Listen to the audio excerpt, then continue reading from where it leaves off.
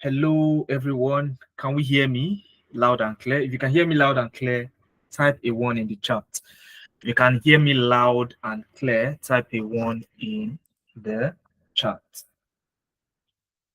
Okay, I can see thumbs ups. Okay, fantastic. Joseph, Gioma, Lemuel, Tolu, fantastic. All right. Okay, great. Fantastic one. Okay, so I can see some people using the raise hand icon instead of the thumbs up. Okay. All right. So if you look at the bottom of your screen, you'd see the smiley face. So that smiley face is what you use for reactions on this call. Okay. So I would help us lower our hands for those of us who. All right, fantastic one. So I'm super excited to be here, and I want to give you a warm welcome to um, Nebiant Analytics. All right, my name is Mohammed Suleiman, and I'll be your pilot for today's session. Okay, for those of us that joined early, you would have already seen the flyer and you see exactly what we're going to be talking about today. So it's going to be all about remote jobs. I'll tell you how I got my own first remote job, how you can also start to work from home. I'll tell you my experience. Okay, so far working remotely for over 4 years now. Okay, so but first, I want to know where we are all joining us from. Okay, are you joining from Kenya, from Ghana, from Nigeria, or outside Africa? Let us know where you are joining us from in the chat. I want to see it in the chat. Okay, while I present my screen, I want to see it in the chat. Where are you joining us from? Okay, Ubichi is joining from the UK. Chidima is joining us from Nigeria. Vanessa is from Ghana. Okay, Henry is from Nigeria. Blessing, Nigeria also. Brillianto, Nigeria. Lagos. Dorcas is from Ghana. Fantastic. So let's keep it coming. Okay, let's keep it coming while others join us. Okay. So while that is going on, I would share my screen. Okay, I would share my screen and tell you exactly about what we are going to be doing today. How you can secure remote jobs from Africa, working anywhere across the globe. All right. So, okay, majority are from Nigeria. We have Ghanaians. We have people from. I know we have Kenyans in the house. Okay, so I want to see the Kenyans in the house as well. All right. Okay, Eric is from Kenya. Fantastic. Okay, I want to believe Brown is from Kenya as well. All right, fantastic. Anyone from South Africa? Anyone joining us from South Africa? Okay, Joseph is from Ghana as well. Fantastic. Okay, so I'll go ahead and present my screen now, and we'll go on a very, fantastic journey together. So it's going to be me sharing my experience, and I would also want to hear from you as well. So it's going to be interactive. Okay. So one thing I want you to do for me is I want you to take your pen and paper, your jotter, because I'm going to be dishing out some information, and I would want you to pen it down. Okay. All right. And if you want to get the slides, you want to receive the slides and the recording of this session after the session has ended, do well to fill in the attendance form. You'd see my colleagues on the call putting in the attendance link in the chat. So I would want you to fill that out while we go on this ride together. All right. So I'll share my screen now. And once you can see it, I would want you to type a crystal clear in the chat. Once you can see my screen, type crystal clear in the chat.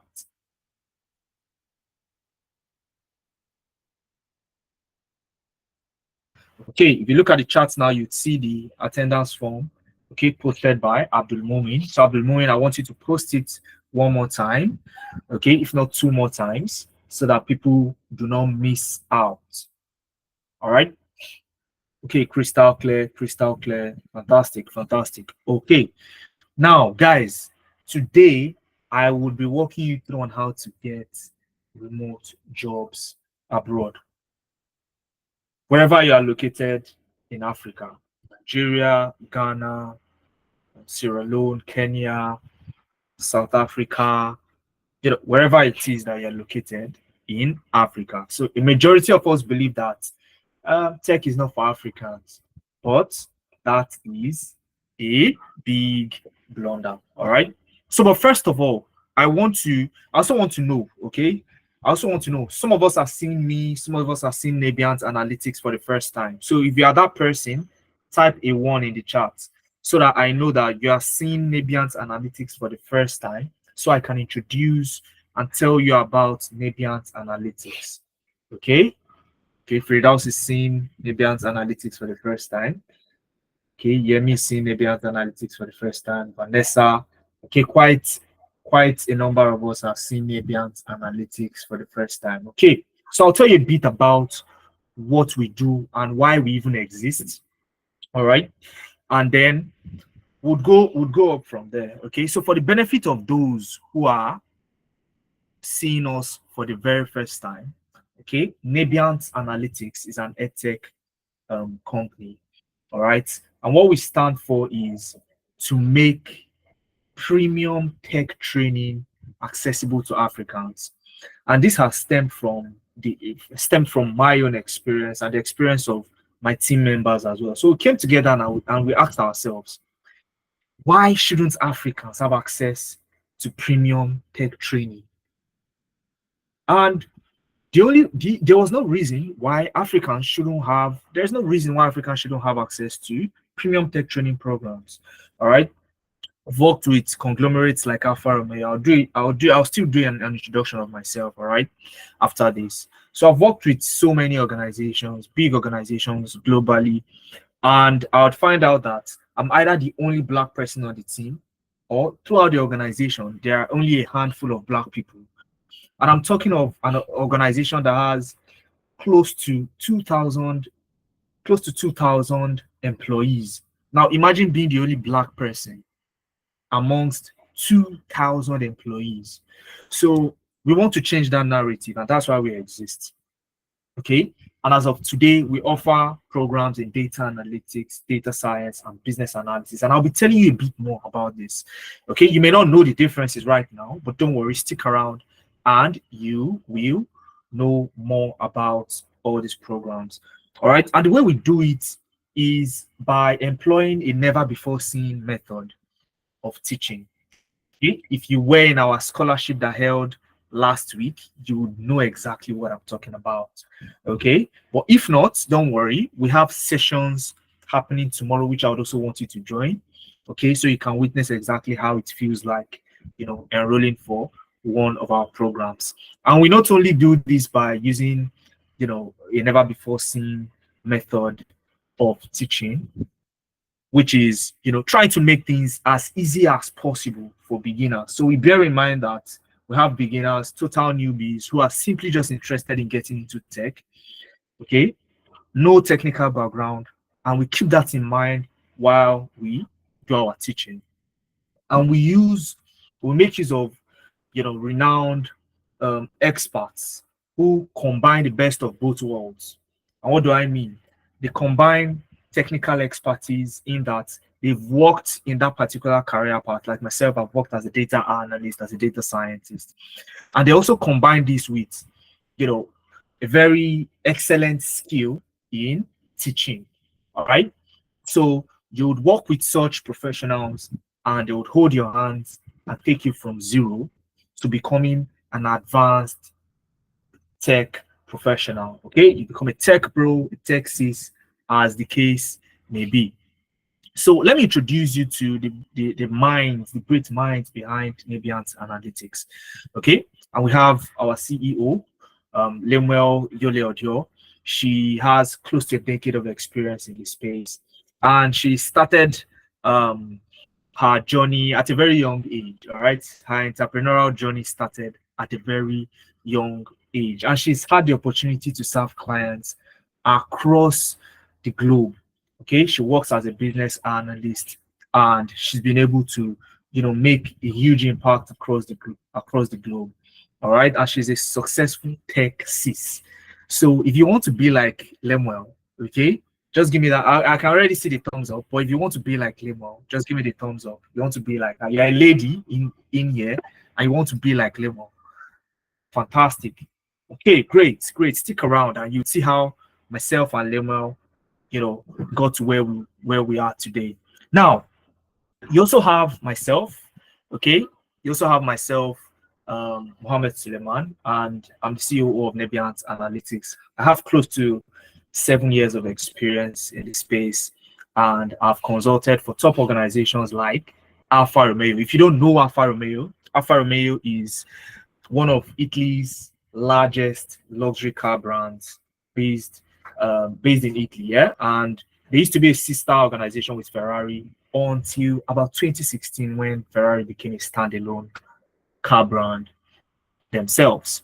All right. And I've helped close to 3,000 participants get into the tech space. I'm talking about Africans. All right. So I've started the journey quite a long time ago, helping people, get into the tech space. And you'd see exactly how I've been able to help so many Africans get into the tech space.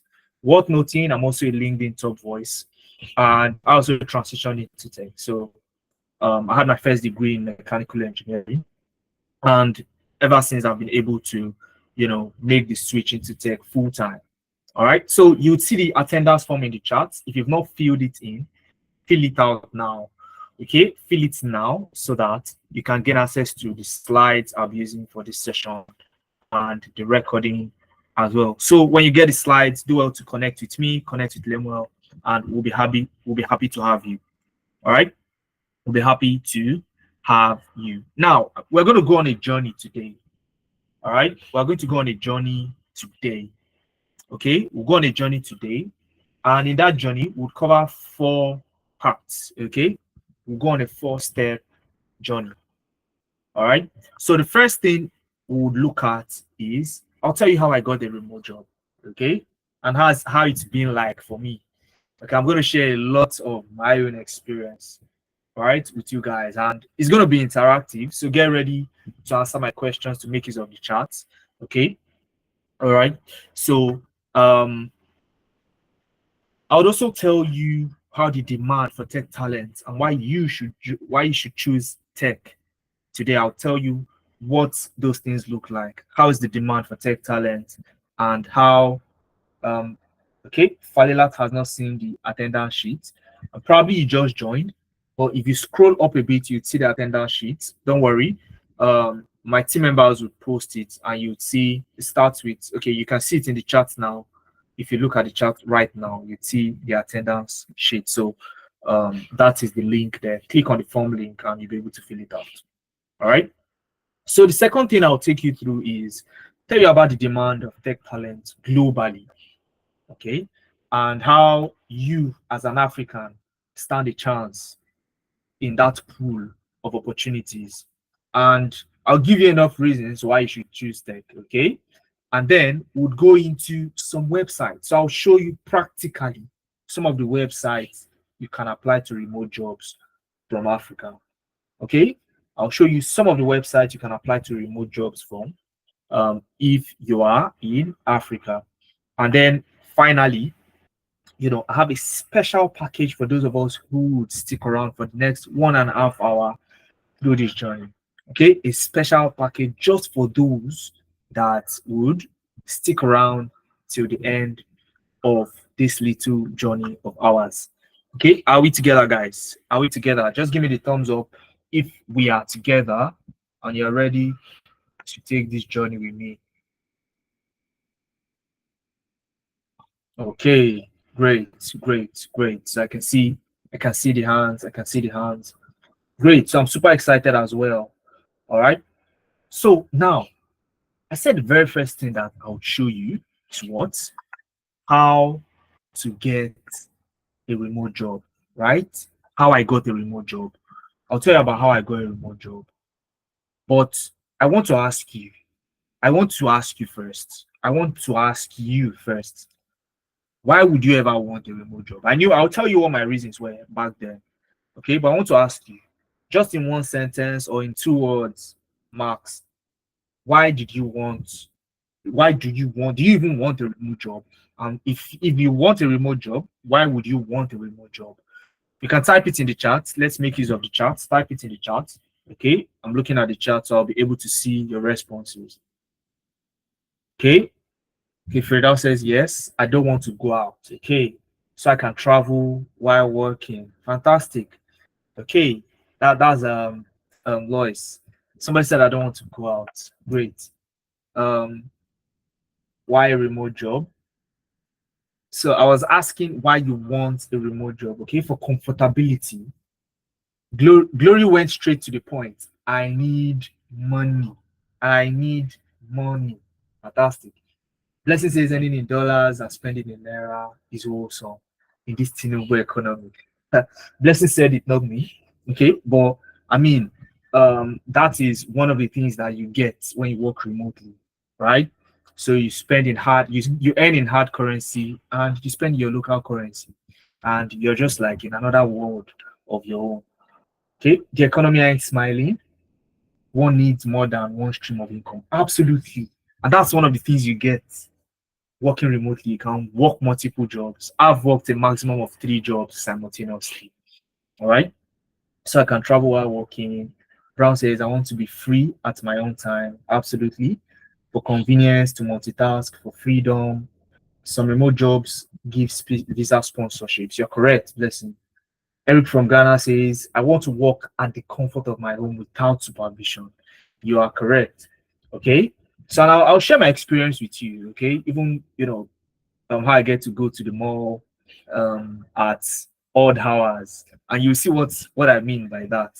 Okay. Yes, for convenience, so I can save my transport fare. Absolutely. Okay. You're gonna earn so much that you won't even know that um you won't even know you're saving transport fare. Bianuju. Okay, and I can see your responses. So let's keep it coming in. Okay. So Austin says, I want to be like Mohammed and have my freedom plus more money. Absolutely. And you can achieve that also, Austin. Okay. So I've been enjoying my life for the past 4 years now, working remotely. So and I believe that you can do that too. And that's why I'm here. That's why Nabiant Analytics is here as well. Okay, flexible schedule, Kalu, fantastic. That gives you the opportunity to work at any place you are. Exactly. You can hold meetings in your vehicle, you can be on the move and hold meetings, that kind of life. Okay. Now, let me tell you a bit of my story. I won't bore you. I'll ensure not to bore you. Okay. So I'm not a very good storyteller, but I'll try my best. Okay. So now I started out as a mechanical engineer. So I have a first degree in mechanical engineering, and even while I was in school, I started to learn how to repair cars, how to fix cars. So straight out of school, that was what I was doing. Okay, so I was fixing cars and a little bit of other side hustles. Of course, I was applying to jobs, trying to get jobs as an engineer, a mechanical engineer for organizations, all right, industries, factories, and all of that. So I sat down and I looked at it. All right. So I got a job as an auto mechanic at Automedics, if you know Automedics, right? And back then I sat down and I looked at the chain. Okay, I looked at the chain from where I was to the top of the value chain within the organization. And I started to think of how many years I would have to spend to get to that point. Okay. And what what I would get to earn when I get to that point. So it dawned on me that it would take at least a decade of hard work, at least a decade of hard work, okay, to get to that point. That's one. Number two, I may earn maybe a maximum of 400,000 naira monthly, okay, ridiculously 600,000 naira on a monthly basis, ridiculously. That's the max, and I have to wait another 10 years to earn that kind of money. So I looked at it and I said, look, then myself and my friends would sit down and would gist and be like, look, I think we have to find another way. There has to be another way. Okay. And that was how, back then started learning Python and all of that. Even if that was not the first thing I was supposed to learn. But, to cut the long story short, I found my way into tech. Okay. I found my way into tech, but I was applying it while I was still at my current workplace, analyzing data, gathering customer data, people who come with their vehicles to the workshop. So I was trying to apply it, and that's sort of like accelerated my trajectory a bit, but still not where I wanted. Okay.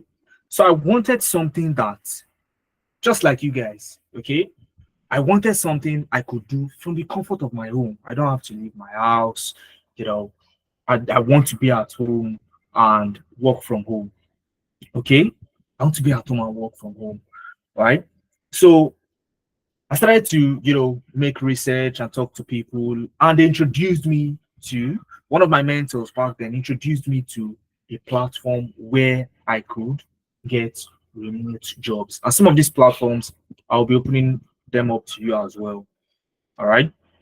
So, and I started to apply to jobs, online, started to meet Americans online, in an interview and all of that.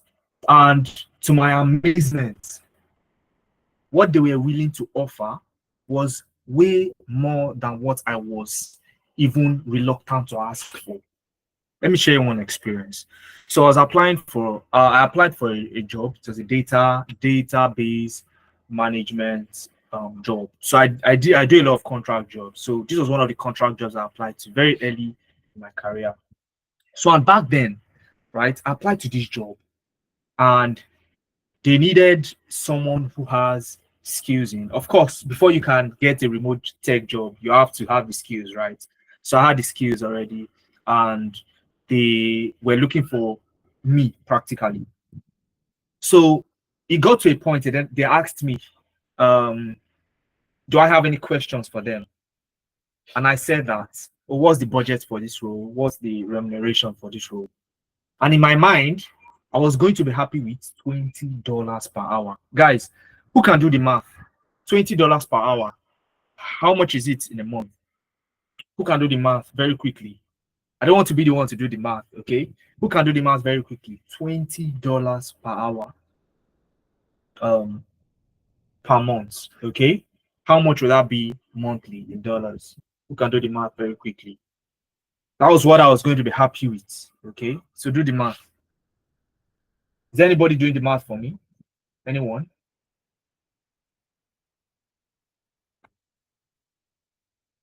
Okay, I didn't mention how many hours I work per day, right? So it's 8 hours per day. Yeah, 8 hours per day. 8 hours per day, 30 hours per week. Okay. Yeah, exactly. 25 days in a month, 8 hours per day. So how much is that? No, you're converting it to local currency in dollars first. Okay, that's 2,400. Okay, yeah, 2,400. Yeah, $2,400, about $2,400, and that is on a monthly basis, right? Okay, somebody says 4,000. Okay, I'm not a mathematician. Okay, so, but if you do the math, you get something around maybe 2,004. Should be thereabouts. All right. Now, $2,400 on a monthly basis. Is that a good? Isn't that a good, take home? Do you think that's a good take home? Now, guys, remember, I'm not saying this is what I got paid or what I got offered. I'm saying this was what I would have been happy with as at that point in time. Okay. As at that point in time, $20 per hour. Okay, I'm seeing different numbers. I'll just do the math myself. Okay, but I think it's 2000, 2004. Okay.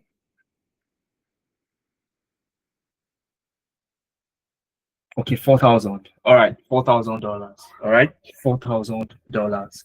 Okay, $4,000. That estimate is correct. $4,000.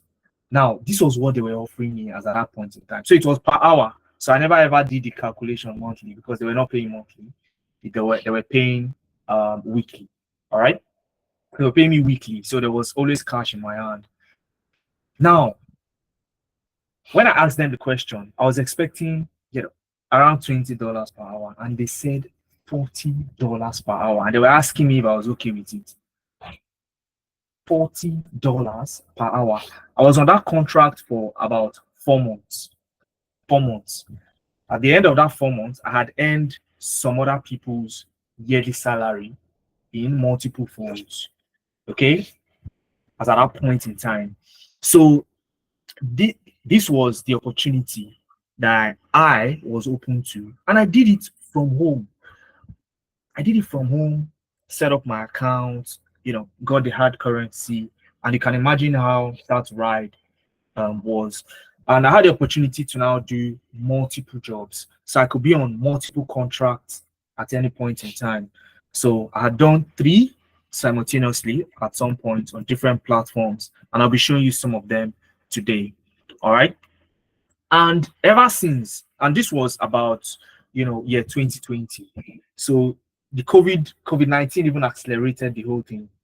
And while some other people were being laid off during the pandemic, I was at home still working. Okay. I was at home still working and earning.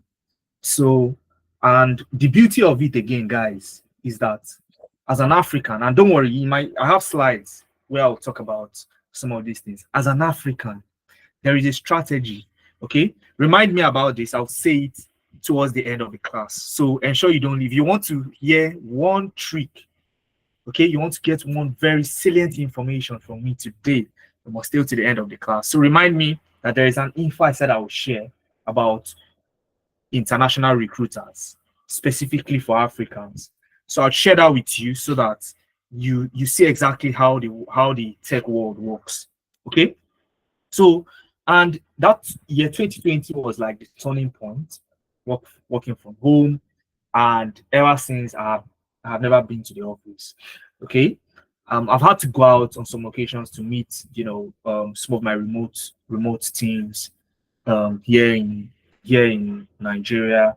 And it's sometimes a hassle, especially if you're in Lagos. Okay, especially in Lagos. Sometimes a hassle. So I really enjoy the remote work. All right. So, 1 second to present one more time. Okay, now let's go forward. Okay, let's go forward. What's the demand like? This was what I was talking about here, 2020. Now we are in 2024. What is the demand for tech talent like? All right, and why should you even choose tech? Also, why should you choose tech? Let's go into what the demand looks like. Okay, let's go into what the demand looks like first, and then we would, go on from there. Now, guys, if you look on the global scale, and this is from, reliable sources like the World Economic Forum, and I've put the link, I've attached the link to this slide, and you can read it up. It's a 300-page document that talks about the future of jobs. Okay, so every year this report comes out. So the latest report is that of 2023, and they talked about the future of jobs between now and 2032, 2027. What's the job market going to be like, especially for tech roles or generally, right? So it's a very exhaustive document. I've linked it below, and when you get the slide, all you need to do is to click on it, and I want you to digest the information you have in there, and you would see for yourself what opportunities are begging to be taken out there, right? Now, from this report, 72% of tech teams don't have the required skills that they need to succeed on the team. So you have organizations, right, that are in need of data analysts, people that know how to analyze data. Okay, they are looking for business analysts, people that would drive change within the organization using tech, or data scientists, people that would make predictions into the future using data. So many organizations are lacking this skill set, and they are in need of people like you who would have the skills to make that change. Okay, and from the World Economic Forum, which is It's a community of billionaires and captains of industries that come together every year, and they dictate the trajectory of um, global growth, right? And one of it is jobs. Okay, one of it is jobs, um, jobs in general, right? So within this forum for the Future of Jobs 2023 report, it was estimated that even by 2027, okay, roles like BI analyst, that's business intelligence analyst, data analyst, business analyst, data scientist, those professions would have grown by about 30 to 35% by then. 30 to 35% by then.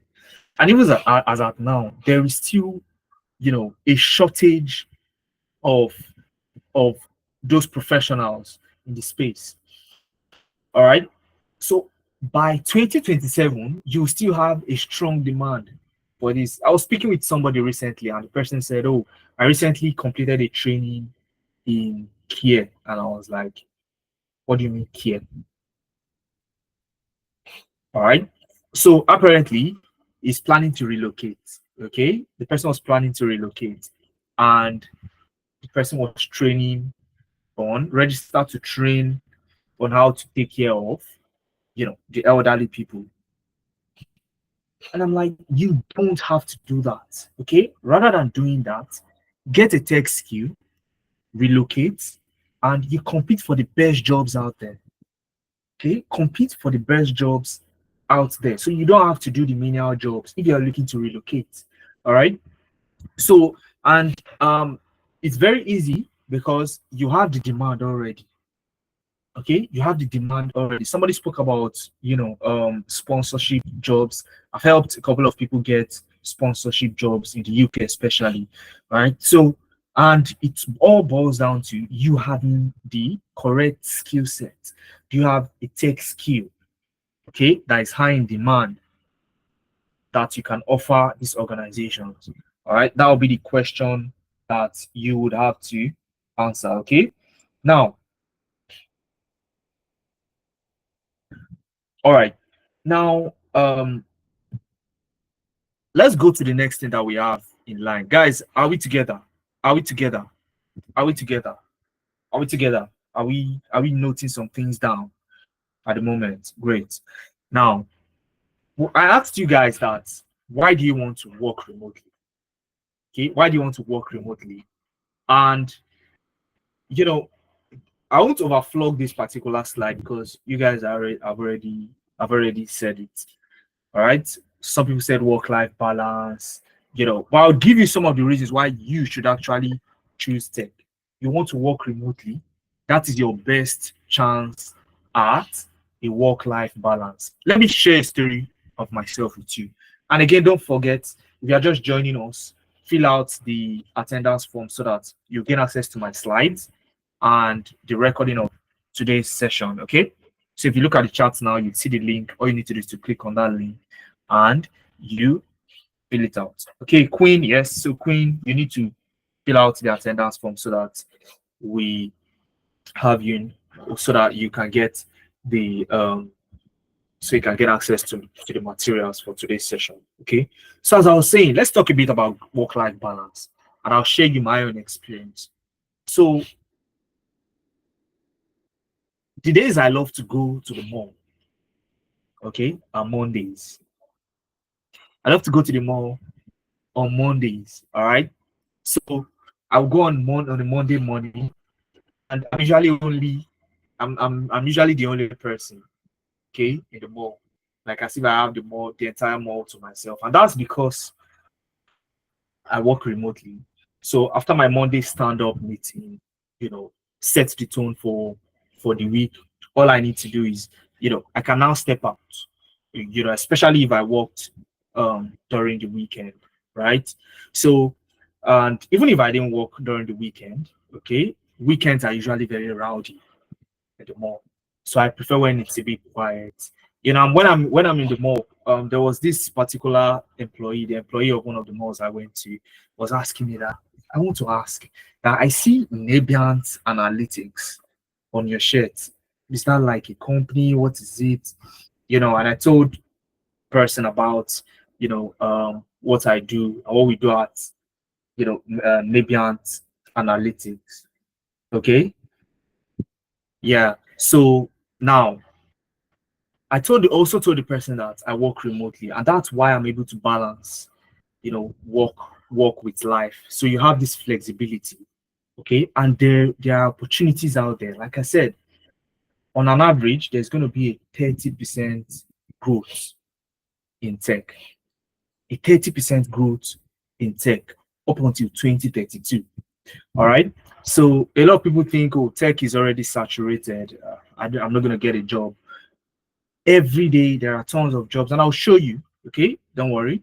We'll get to the point where I'll show you on some of the sites where you can apply to remote jobs. So stick around and you'll see when I get there. Michael is asking, is this webinar heading somewhere, or is it all about your experience? So I'm not sure when you joined, Michael. Okay, if you joined, you would have seen that we have 4 facets of what we are going to be doing today. Part of it is me sharing my experience, me hearing from you, and I would also show you what where you can apply to remote jobs and how to apply to remote jobs, the things you need to put in place. I'll talk about the career paths that you need to choose, okay, that you can choose from, and then I have a special package for you guys as well. So I hope that answers the question, Michael. All right. So now another thing is that you don't need a tech degree to get a tech job or to get into tech. And I tell people, you don't need a tech degree. In my experience, interviewing with recruiters would always ask you, can you tell us a time when you used Excel to solve a problem? Or can you tell us a time when you solved the problem using Power BI? Those are questions they would ask you. No one ever asked me, oh, do you have a degree? Do you have a degree in robotics? Nobody needs you to have a degree in robotics or mathematics or data analytics. You don't need that. Okay, what you need is the skill. They want to know you are.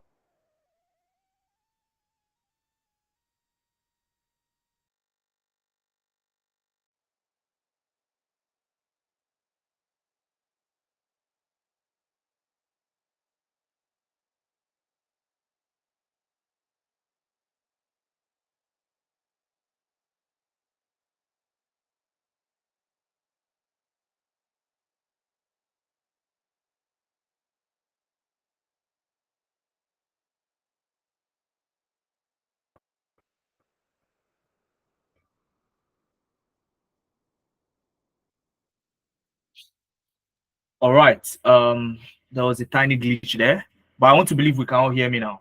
Okay, can we hear me? Should be able to hear me now. Yeah, raining a bit quiet. It's raining a bit here, so yeah. So okay, great. You can hear me now. Okay, great. All right. Now I was saying that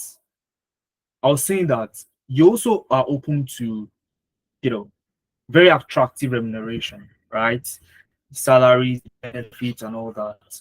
And one of the things that started to, while I settled into tech, one of the things that made me love tech the most was the level of impact that I had on any organization, in any team I found myself. And these were enough reasons for me to choose tech. And that's enough reason for you also to choose tech. Okay. So you want to get a promotion, you want to, travel out, you want to relocate. Tech is the best way to do that. Okay. So you don't have to do the menial jobs. You can change your standard of living, that of the family using tech. All right. Are we together, guys? Are we together? Are we together?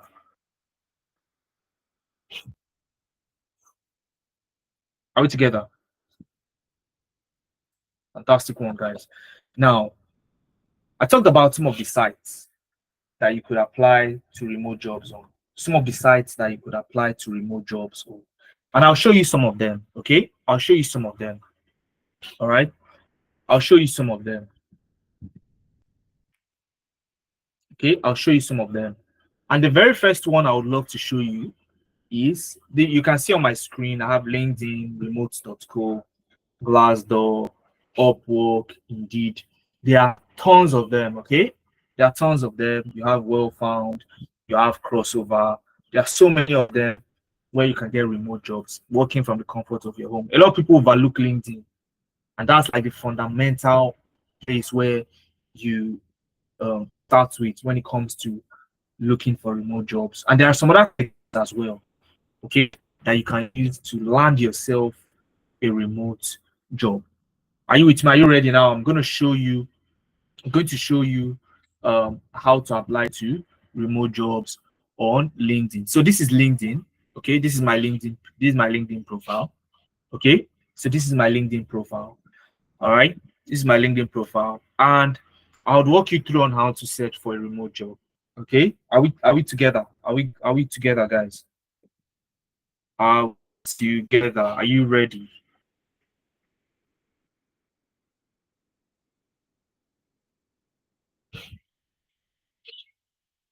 Fantastic, fantastic. Okay, great, great. So if you want to look for remote jobs, very easy. Okay, very easy. You or let me ask first. Do we have LinkedIn accounts? Do you have a LinkedIn page? Do you have a LinkedIn account? Do you have a LinkedIn account? We can't see. Kofi can't see my screen. Guys, confirm if you can see my screen. Is that the same for everybody? Can you see my screen?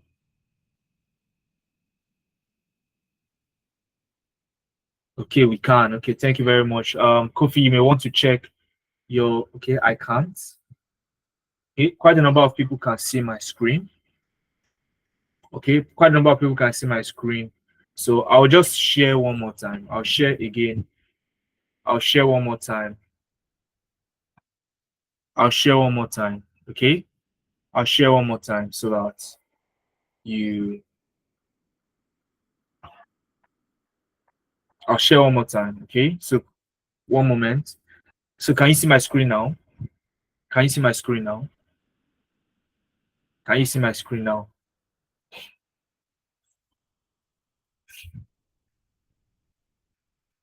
Can we all see my screen now?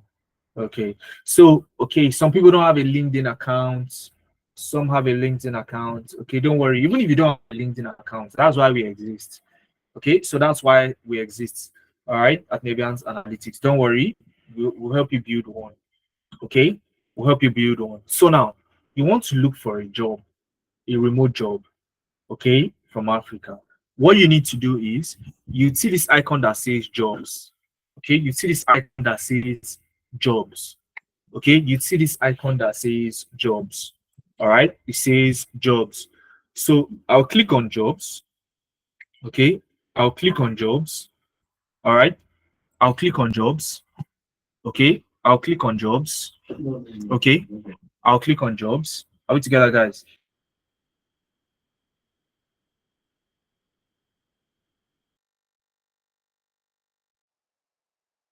All right. I'll click on jobs, and all I need to do is to search for the job role I want in here. Okay.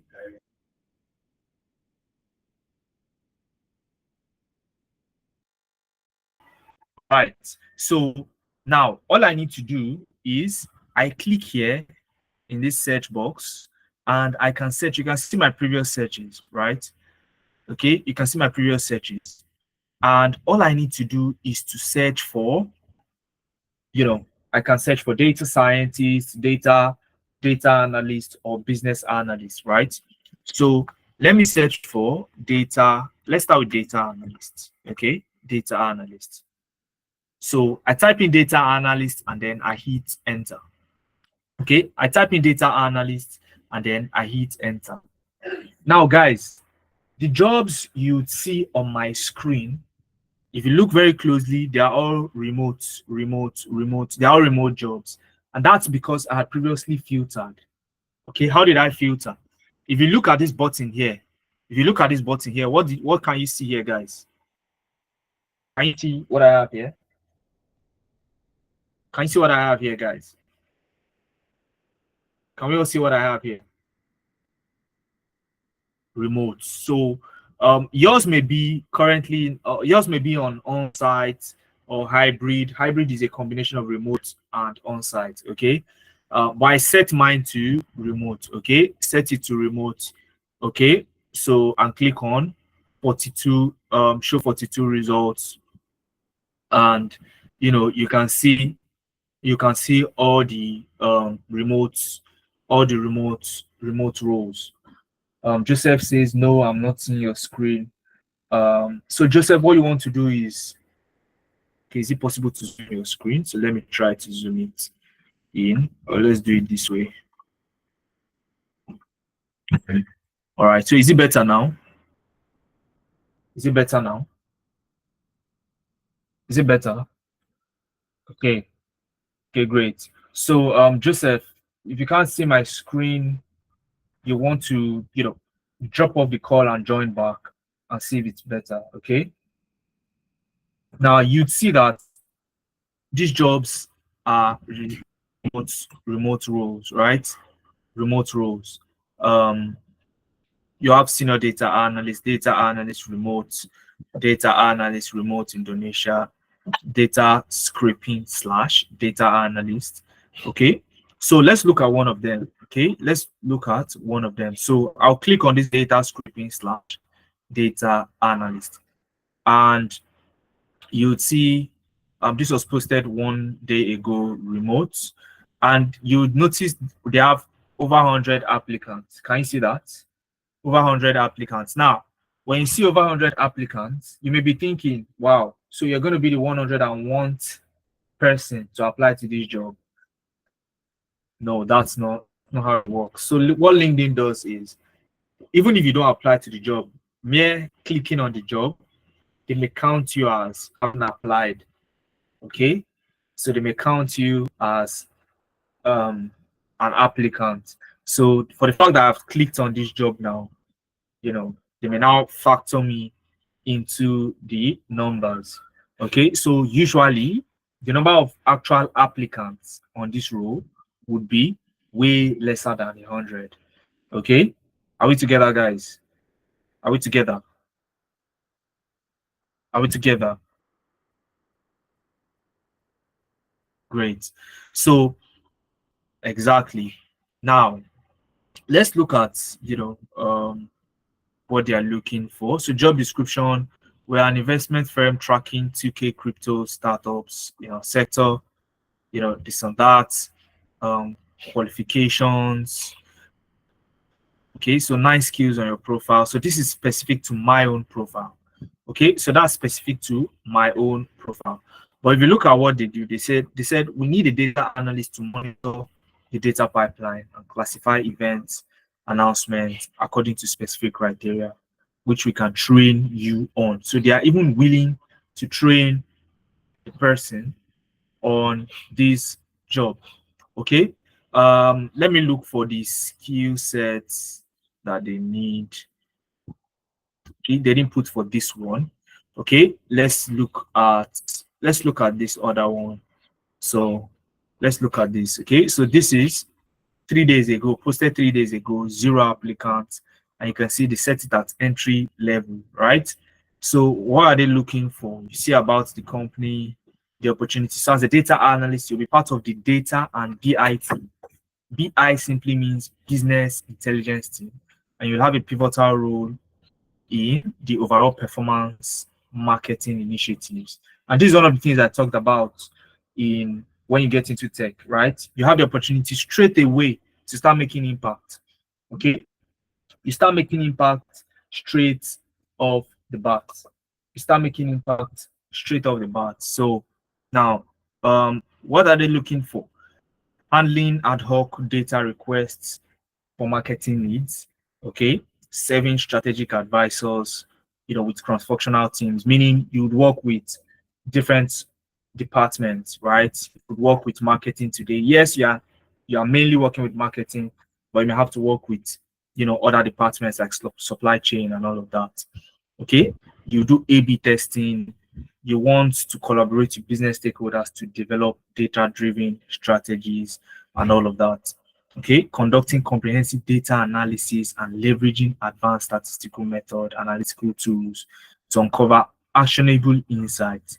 Okay, so in this particular job, they did not even specify the actual tools that they want.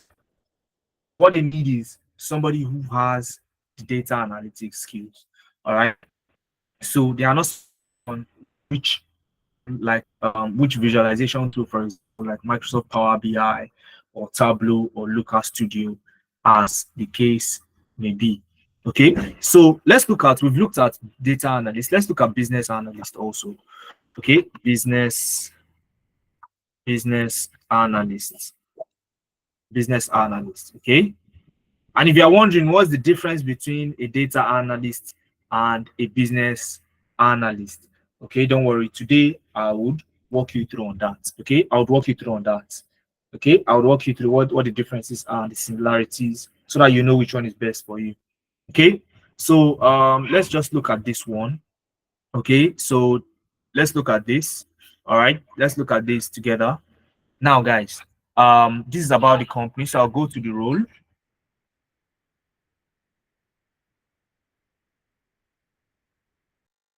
All right, so now the role is in the HQ strategic finance. Let's look at the main responsibilities, right? So they are looking for somebody who can define performance metrics, targets, and ensure alignment across the company. Somebody who can design a user-friendly dashboard to track OKRs. Okay, and they are looking for somebody who can conduct performance reviews weekly, monthly, that's periodically. Okay, they're also looking for somebody who can take a deep dive into analyzing data, structured or unstructured, manage analytics projects for the ideation to deliver from ideation to delivery, involving multiple stakeholders. And this is going to be one of your core functions as a business analyst. As a business analyst, apart from working with data, you're going to be managing stakeholders, and you're going to be at the forefront of managing projects that would steer the company into the direction of success. All right. So pretty much that's who they are looking for. Okay, and you can see the requirements. They are saying, oh, up to a maximum of, it's open to fresh graduates with internship experience, up to a maximum of 3 years of experience. They've put some bachelor's degree in here, but trust me, what you see on job adverts, I've said it before and I'll say it one more time. What you see on job adverts are simply the wish. It doesn't mean that you don't have a degree in mathematics or a degree in engineering, degree in business, you can't apply for the role. Because even if, let's assume you have a degree in business or data analytics or engineering or data science, you still go through the question of, oh, can you show me what you've done so far in your career? Okay, what experience do you have? Do you have experience using so and so too? Right? So those are the questions that you will face. Okay, so those are the questions that you will face. So, and you can look at many others, and some of you may be wondering, okay, this is Indonesia, for example, this is Southeast Asia, for example, and so on and so forth. Now, guys, some of these job roles may appear to be specific to a particular location. Some may even say remote US, remote UK. But in my experience, most of the time, they really want you, okay, to be able to have the skills, regardless of where you are, whether you're in Africa, whether you're in Nigeria. I've gotten those jobs before, and this is me speaking from experience. All right. So they want to know, okay, do you have the requisite skills? And then they can talk about where you currently are. Okay, so whether you're in Africa, you're in Nigeria, you're in Kenya, you're in Ghana, apply to these roles, okay? Regardless of if they attach a specific location or not. So this is how you can use LinkedIn. You use your filter it to remote. All you have are remote jobs, okay? All you have are remote jobs, okay? Are we good? Are we together, guys? Are we together? But of course, you must have the requisite skills, okay, to apply to any of these jobs. If you don't have the skills, you can't apply to these jobs, okay? So you must have the necessary skills to be able to apply to these jobs. And I'll walk you through that, okay? I'll walk you through all of that. I'll walk you through all of that in a bit now. I'll walk you through all of that in a bit. So confirm I'm still audible and you can hear me. Can you hear me? I'm audible, right? Okay, great. So now let's head back here. So we have others, we have remote cool, we have Upwork. Upwork is a fantastic platform to apply to remote jobs as a freelancer. So when I'm talking about contract jobs, most of the contract jobs I got was through Upwork.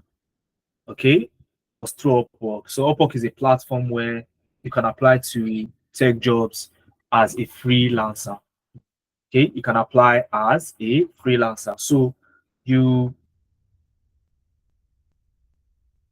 okay, Lois is asking, how do we apply for the job there on LinkedIn? Through Easy Apply. You don't use through Easy Apply, okay? You don't use Easy Apply, okay?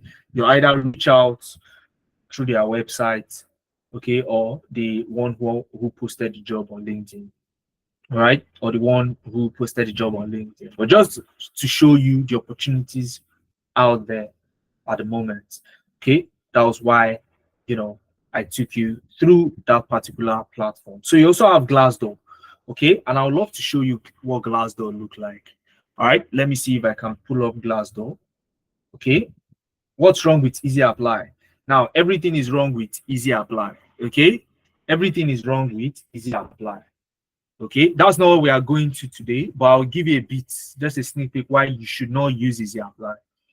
If you are going to use Easy Apply to apply to any job, take it from me, you're not going to get the job, okay? The reason is because, yeah, you won't get invited for an interview, all right? And the reason is because you have a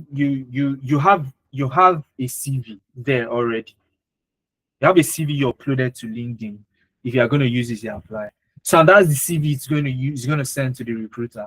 And most of the time, you need to tailor your CV before you apply.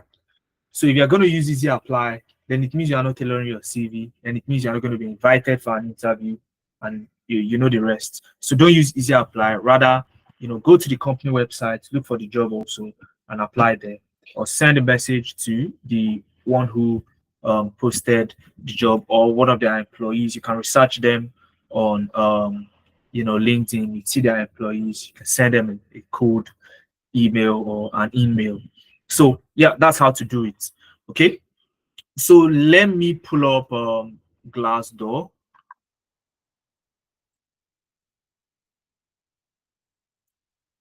Let's go to Glassdoor.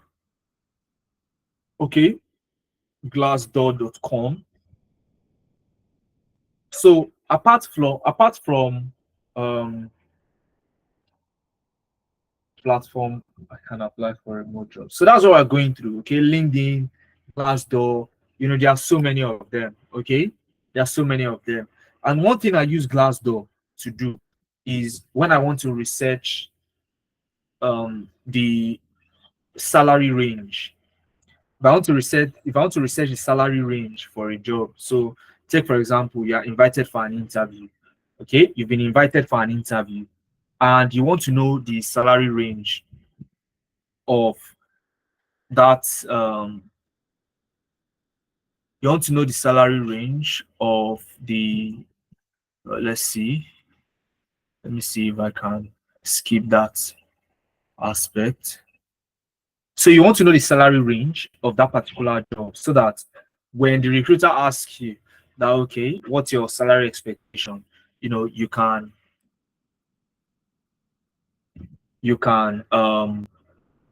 say something that falls within what their budget is. Okay. So this is asking, is introducing me to it, wants me to set up communities. You know, I'm not going to set up communities right now. Okay. I'm not going to set up communities right now. Okay. I won't be setting up communities right now. All right.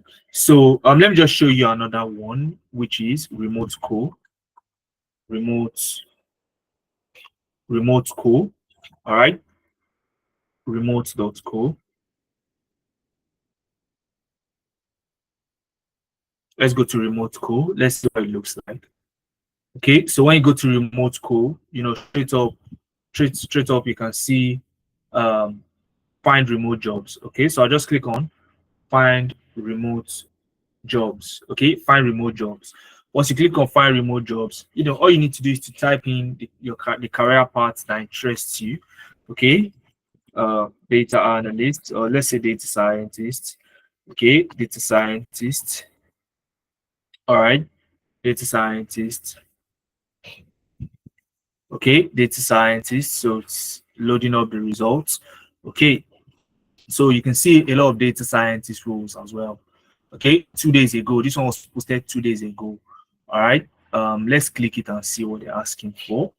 You can see location remote. Okay. Location remote US, but trust me, you can apply to this job, you know, wherever you are. Okay. Remote. And then you can see the remuneration. Okay. And I'll talk about this remuneration. That was something I want to talk about when I said I would mention one key information that you need to know about recruiters. Okay. Recruiters recruiting from the US, recruiting Africans. All right. The opportunities that you stand. Okay. To work remote, is it a must? I have a PayPal account.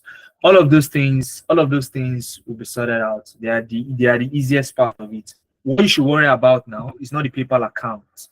Okay, worry about the skills. Do you have the skills? The question you should ask yourself now is, do you have the skills to apply to this job? Okay, for example, if you look at this job, okay, if you look at this job description, let's look at the, okay, look at what they're asking for. They're asking for Python, R, or SQL. Do you have skills in that? Okay, can you use generative AI? You know what NLP is? Okay, AI underpinning of data science. Have you used AI before? Can you do machine learning? Right, these are the questions that you need to ask yourself right now.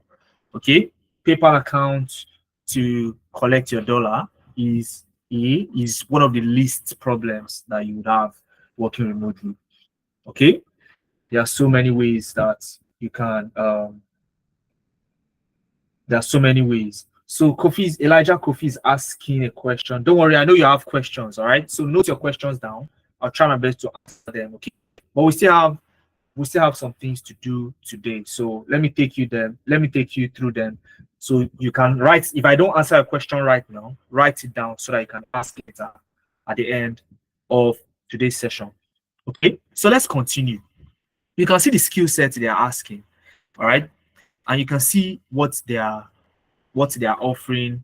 You can see what they are offering if you are a resident. So this was what I was talking about. Depending on where you are, the salaries would be changing, right? So if you're in Africa, it may be a bit lower, but when you compare it to when you compare it to the standard of living you have in Africa, I mean, $40,000 per annum is a fantastic salary, okay, here in Africa.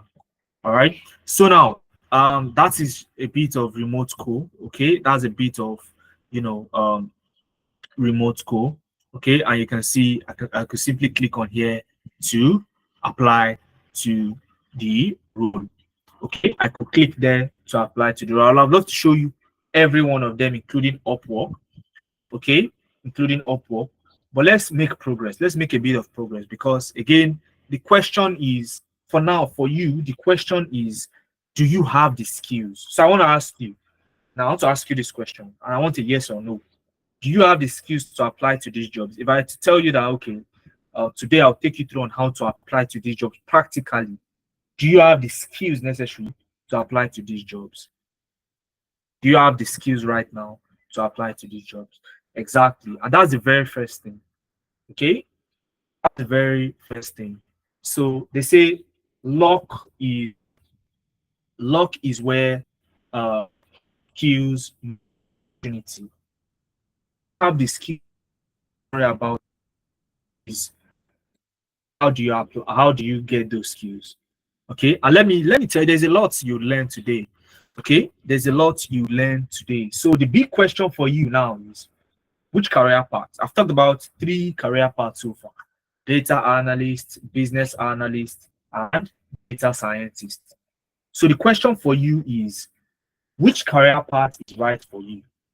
And this is where if you somebody was asking, oh, what's the difference between data analyst and data scientist? Somebody said they can't hear me. Am I audible?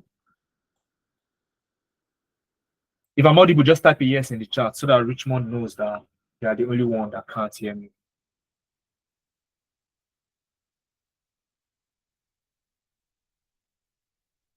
Okay. Okay, so I'm audible. All right. Someone is struggling with his on network. Yeah, yeah. So thank you, Lois, for the suggestion.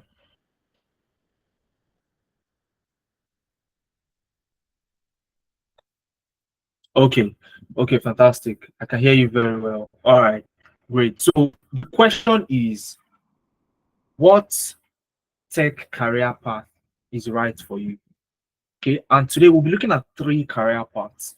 Okay, and we selected this due to the analysis, the prospects for the job in the future, and also the opportunities you stand when you have the skills, the salaries, working remotely, earning in hard currency and spending your local currency, or even if you want to, relocate, you have the opportunity to compete for the best jobs abroad, and all of those opportunities, right? So, but which career path is right for you? Now, let's look at these 3 career paths.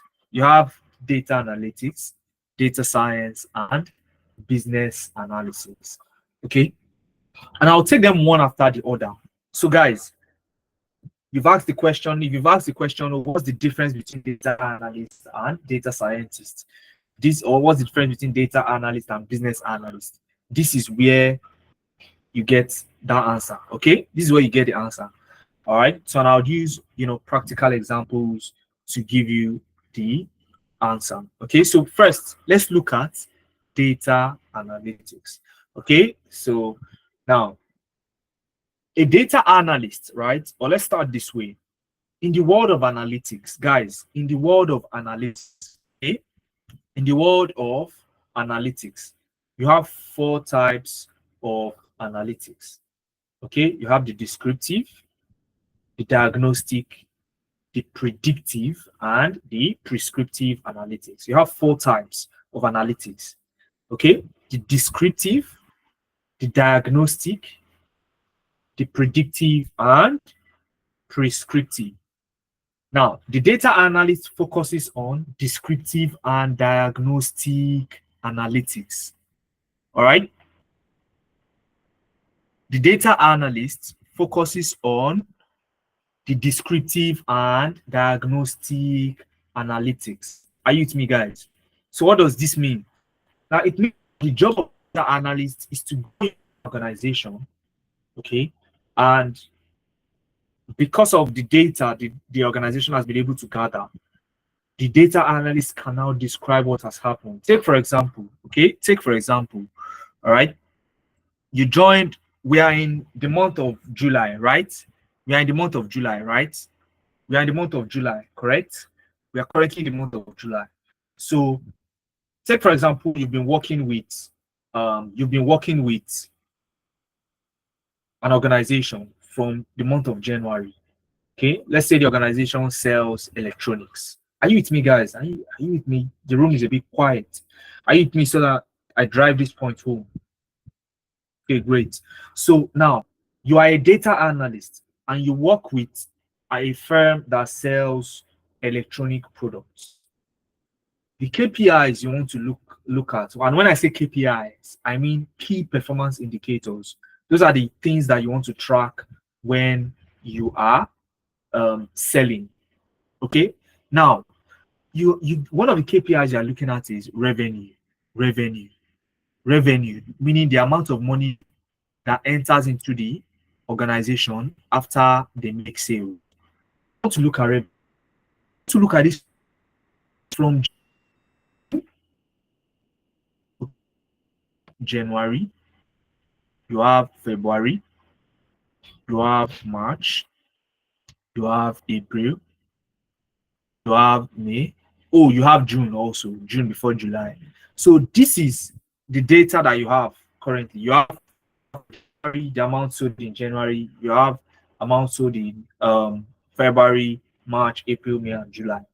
So let's assume in January, let's graduate this, okay? Let's say this is 1 million, okay? Let's say this is 2 million, okay? Let's say this is 3 million, all right? So let's say in January, 1 million. In February, you sold 2 million. In March, you sold 1 million. In April, you sold 1.5 million. In May, you sold 2.5 million. And then in June, you sold 3 million. Now, the moment you connect these dots together, can you tell me a story of what happened? Can you tell me a story of what happened from January to June so far? If I ask you, would you be able to tell me that, oh, this was what happened to our revenue from January to June? Can you tell me what happened? If I ask you, just type a yes in the chat if you can, or you can summarize what happened. Can you tell me what happened? Can you tell me what happened? If I ask you, guys, am I okay? Fantastic. Okay, yes. Okay, Franklin says yes. Great, fantastic. So you notice that, guys, am I audible enough? Am I audible enough? Or we are typing our answers?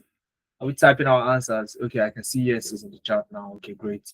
So great. Okay. So if you look at this, what the organization would keep normally are tables that look like this. Okay, they'll keep tables that look like this, right?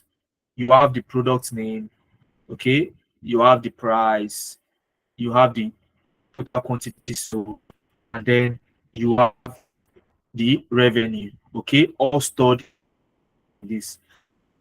Not easy story using a table.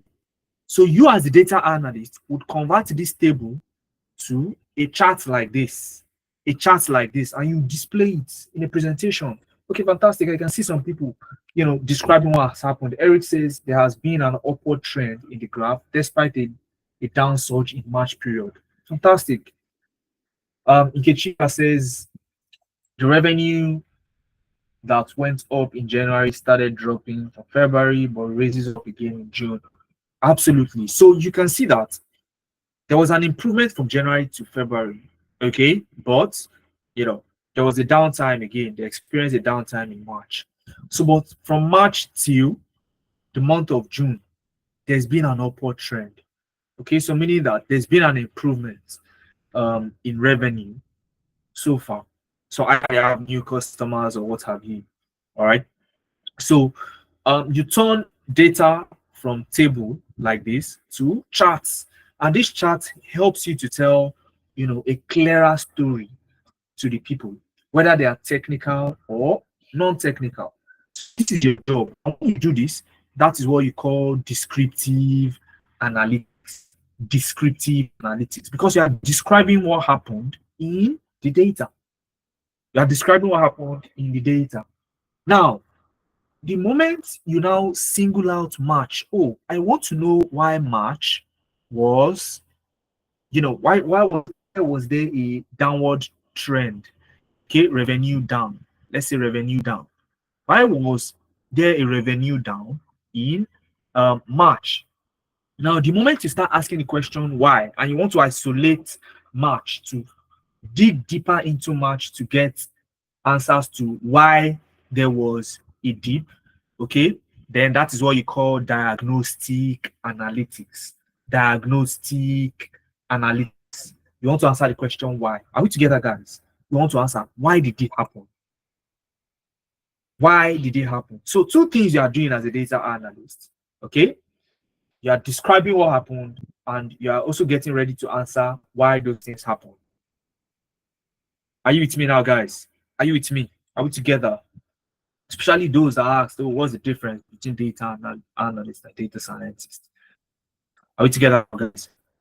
Okay, great. So now that's your core function as a data analyst. So you would build dashboards, what you call dashboards. Okay, you build dashboard, and in the session I'm taking tomorrow, I'll be walking you through a dashboard that you'll be building, right? So do well to join that session as well. Okay, but let's make sense of what we have today. Okay, so now descriptive and diagnostic analytics are the core functions of a data analyst. So it means that you stand in front of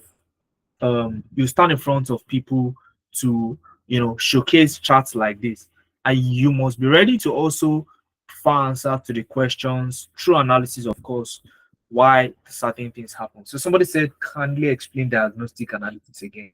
So the diagnostic analytics is you want to try to explain why certain things happen. Now, you have a dip in March. So there is a dip in March in revenue, right? Why was there a dip? Did we lose customers? Okay. Did our operating costs go up? All right. Or did we sell lesser amount of products? Did the price of the product, did the price of our products, did it change? So in answering those questions, which is trying to use other parts of the data to explain why this happened, that is what you call diagnostic analytics. You know, when you go to the hospital, Brillianto, let me explain this way. You know, when you go to the hospital, right? If you've been to the hospital before and you're consulting with the doctor, okay? For example, you say, oh, I'm having a waist pain. And then they what wonder you when you go to the doctor and you say, I have a waist pain, and the doctor is asking you, what's your profession? What work do you do? What do you do for a living? Is there any correlation there? Do you think there can be any correlation? Let me tell you. Okay, so what the doctor is trying to do in that aspect is the doctor is trying to explain the waist pain you are experiencing using the kind of job you are doing. So if your job involves lifting heavy materials, then it may likely explain why you're experiencing the waist pain. Okay, so look at diagnostic analytics as that kind of analysis. So you've seen that there is a dip in March, but you want to look at other parts of the data to try to use it to explain why there is a dip. Oh, we didn't sell as much quantity. Oh, customers left, so they didn't buy as much. Okay, we sold even more, but the prices dropped, right? So you want to be able to explain why the dip happened, and that's diagnostic analytics. So Brillianto and any other person who was confused about diagnostic analytics, do you understand it now? Do you understand it now? Do we understand it now? Great. Okay, great. So, and that's the job of a data analyst. And to become a data analyst, right? Okay, you need to, after being introduced to data analytics itself, you need to learn Microsoft Excel. Microsoft Excel is the fundamental tool for a data analyst. So you must know Microsoft Excel. From there, you must learn at least one data visualization tool. And what we've done here at Nabians Analytics is to give you not two, not one, not two, but 3 data visualization tools. And the reason we've done that is we want to put you at a pedestal where you can compete against the best of the best globally. So on your CV, you will not have only Power BI, you would also have Tableau and Looker Studio, 3 visualization tools. Okay, so when you apply to jobs and you get interviews, all right, you would stand out from the pack. You stand out straight away from the pack. So you're experienced using Power BI, you're experienced using Tableau, and you're experienced using Looker Studio. Okay, using Looker Studio. All right, then having one of these would have been sufficient, but we give you all 3. Okay, now you'd also get to learn SQL. Okay, SQL. All right, SQL. So you learn how to use SQL. SQL is structured query language. So organizations these days store their data in what we call a database. So how do you extract data from the database so that you can analyze as a data analyst? All right. So you need to know how to query the database, meaning speak the language of the database so that the database can reciprocate by providing you the data that you need. All right. So, and it's super easy. One of the easiest tools to learn is SQL. And the reason I say it's easy is because it mimics your natural language. Just like when I'm speaking to you and you can understand me, SQL is that easy. Are we together? Are we together? And you can see the average salary you can earn. Okay, I could have shown you on Glassdoor. So I did my research on Glassdoor to come up with this. So globally, on average, now I'm not saying the lowest, I'm not saying the highest. I'm not saying the lowest, I'm not saying the highest. I'm talking about the average. You can earn between 62K to 100K, straight up 6 figures as a data analyst with 1 to 3 years of experience in this space. All right. So that's the opportunity that you stand. Okay. And imagine doing this remotely. Okay. So these are the opportunity you stand, by joining the data, if you want to take on the data analyst track.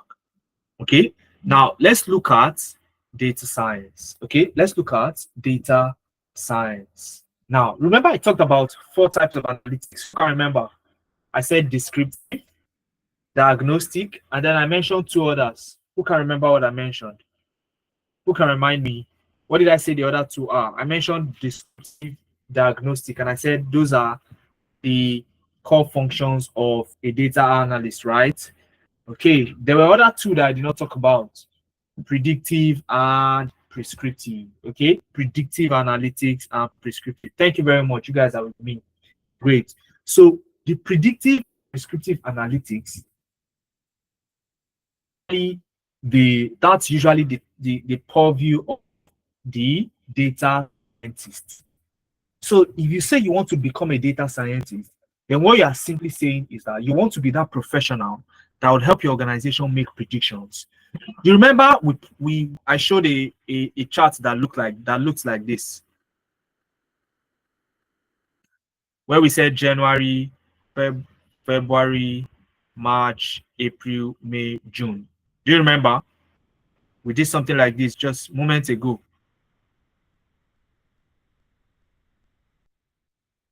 Exactly. So now, once the data analyst has done this, okay, the data scientist wants to make projections, okay, for July, August, September, October, November, and so on and so forth, based on what has happened so far. So what they want to do is they want to take this historical data. Okay, this is historical data. When I say historical data that has been collected from past events, right? So past events. As a data scientist, you make use of that to now make predictions, so you can predict into the future. So they can predict into the future. Okay, they can predict into the future that, look, based on what has happened so far, we are likely to experience a downward revenue towards July. Okay, and we should also expect to do very well between August and September, and so on and so forth. So this way, the organization can plan ahead to maximize their revenue. Okay, the organization can plan ahead to maximize their revenue, and this is predictive analytics. So the data scientist will be the one, the data, the historical data stops somewhere here normally, right? So, but they would make these predictions based on the previous data, okay, the historical data. So, and that's predictive analytics. Predictive analytics. Okay, are we together? I think that's pretty much straightforward. Are we together, guys? Exactly. Okay, great. So, and again, don't forget to fill out the form so that you don't miss out on this. You don't miss out on the materials and recording, right? So now, for prescriptive analytics, okay, so the data scientists will now want to prescribe to prescriptions. So what the data scientist will do is the data scientist would simulate different scenarios. Okay, if we have plan A, plan B, plan C, in trying to rectify this down point in our this possible down point in our revenue, what's our first plan?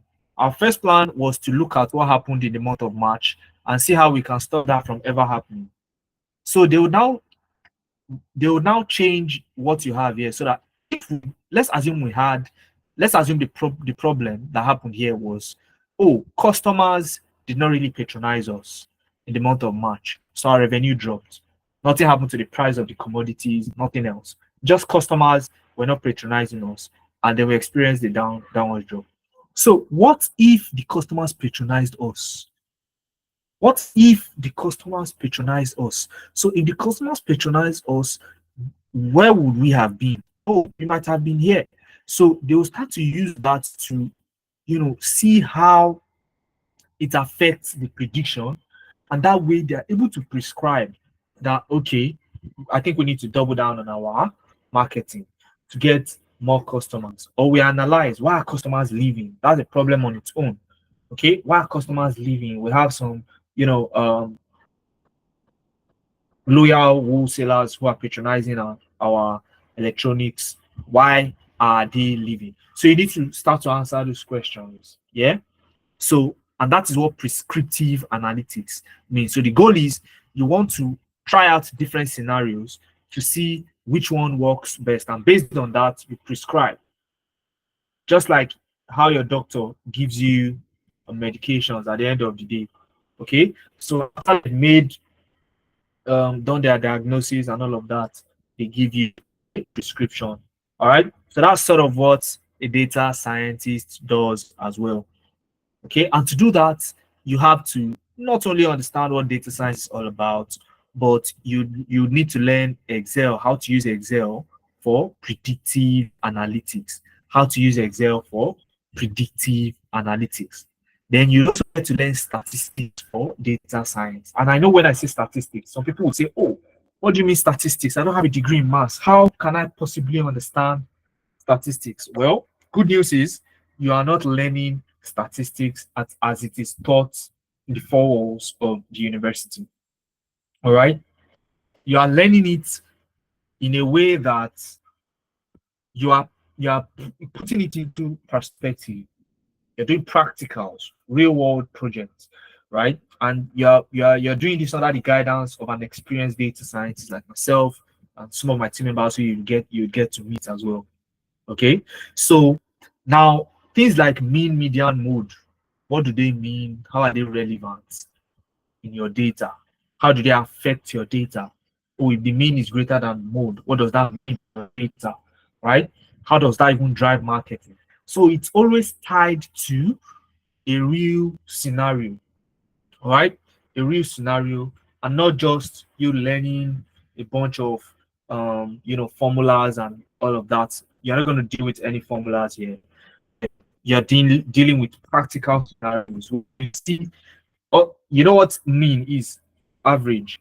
How many of us have heard mean, median, mode before? mean, median, mode. Many of us have heard it. We did it back in the days in our primary school, right? You remember mean, median, mode? Okay, they sounded like useless, metrics back then, but they are so useful, right? And you learn how useful they are and see how they can impact your data. And that's statistics that you get to learn here. Okay. And then you also have Tableau. Now, Tableau is a data visualization tool, just like you had in the data analytics program. Okay, but here you use Tableau to also do predictive analytics because your focus here is predictive analytics. All right. So you're not going to be building dashboards, but we've included Tableau. And one of the things we always tell people is 1 month into the program, 1 month into the program, we urge you to start applying for data analytics, data science. You would have covered a bit of the module. You start applying. So for those who register for the data science track, once they've completed Excel, statistics, and Tableau, tell them to start applying to data analyst roles. You don't wait until you are done with the program before you start applying. You start applying at least a month into the program, or at most a month into the program.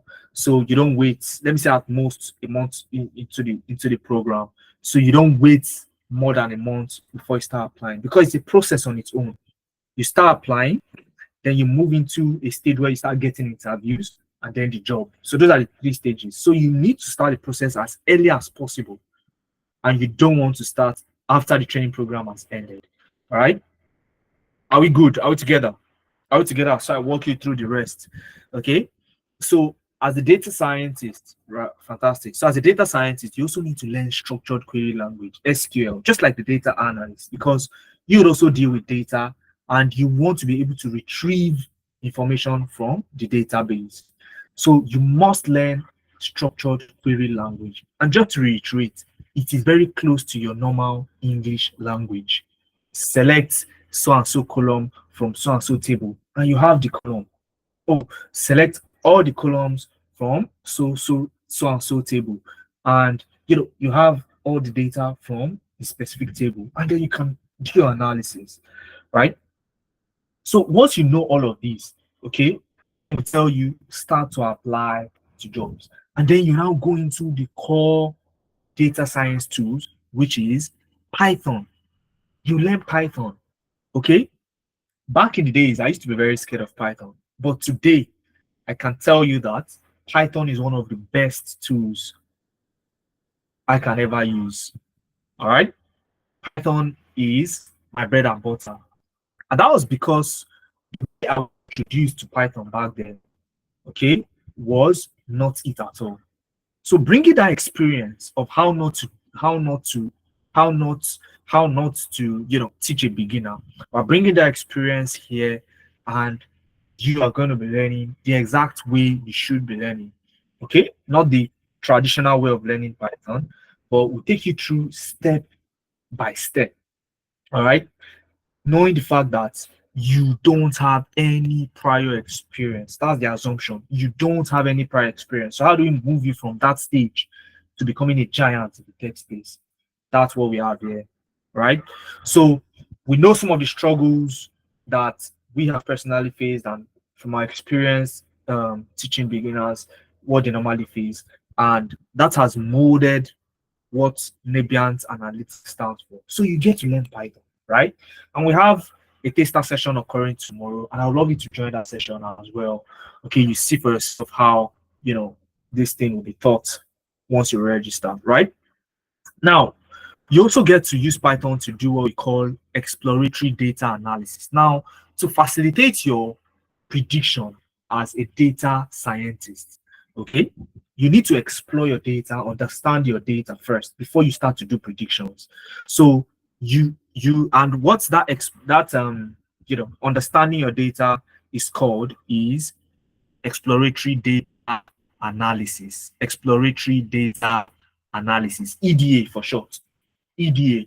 And this is where you'd understand the data, and that would now help you to build machine learning models that help you do the prediction. Okay. On top of this, you also have what you call GitHub. Okay, this is GitHub here. GitHub. You use GitHub for what you call version control. So you'll be writing codes, right? So now there is a point where you write your codes and you make changes in the future. All right. So you make changes. Okay. And later in the future again, you want to go back to the previous version before you made the changes. GitHub for version control can help you do that. And you learn how to do that this program. You're going to learn program becoming a fully fledged data scientist, take on real world problems and solve them.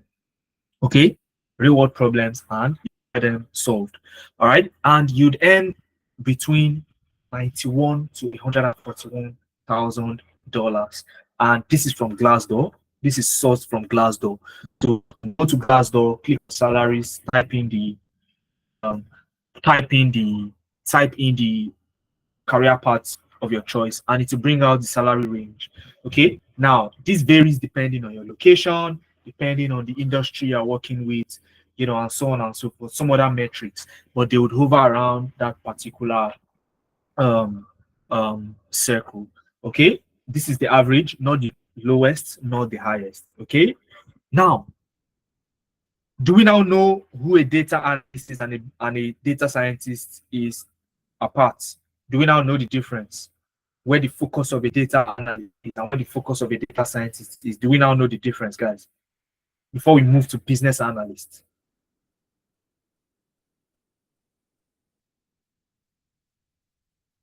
Okay, fantastic. All right, great. Okay, great. Somebody said I have a certificate in data analysis. Now I understand. Okay, fantastic. That's good. All right. So now I will talk about certificates also. I talked about it already, but you know, I'll just hit on it one more time. Now, as a business analyst, who are you? Who are you?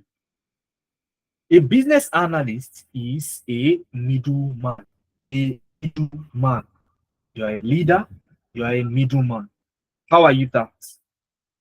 Now, take for example, you're working with largest hospital. I'm just going to use a hospital.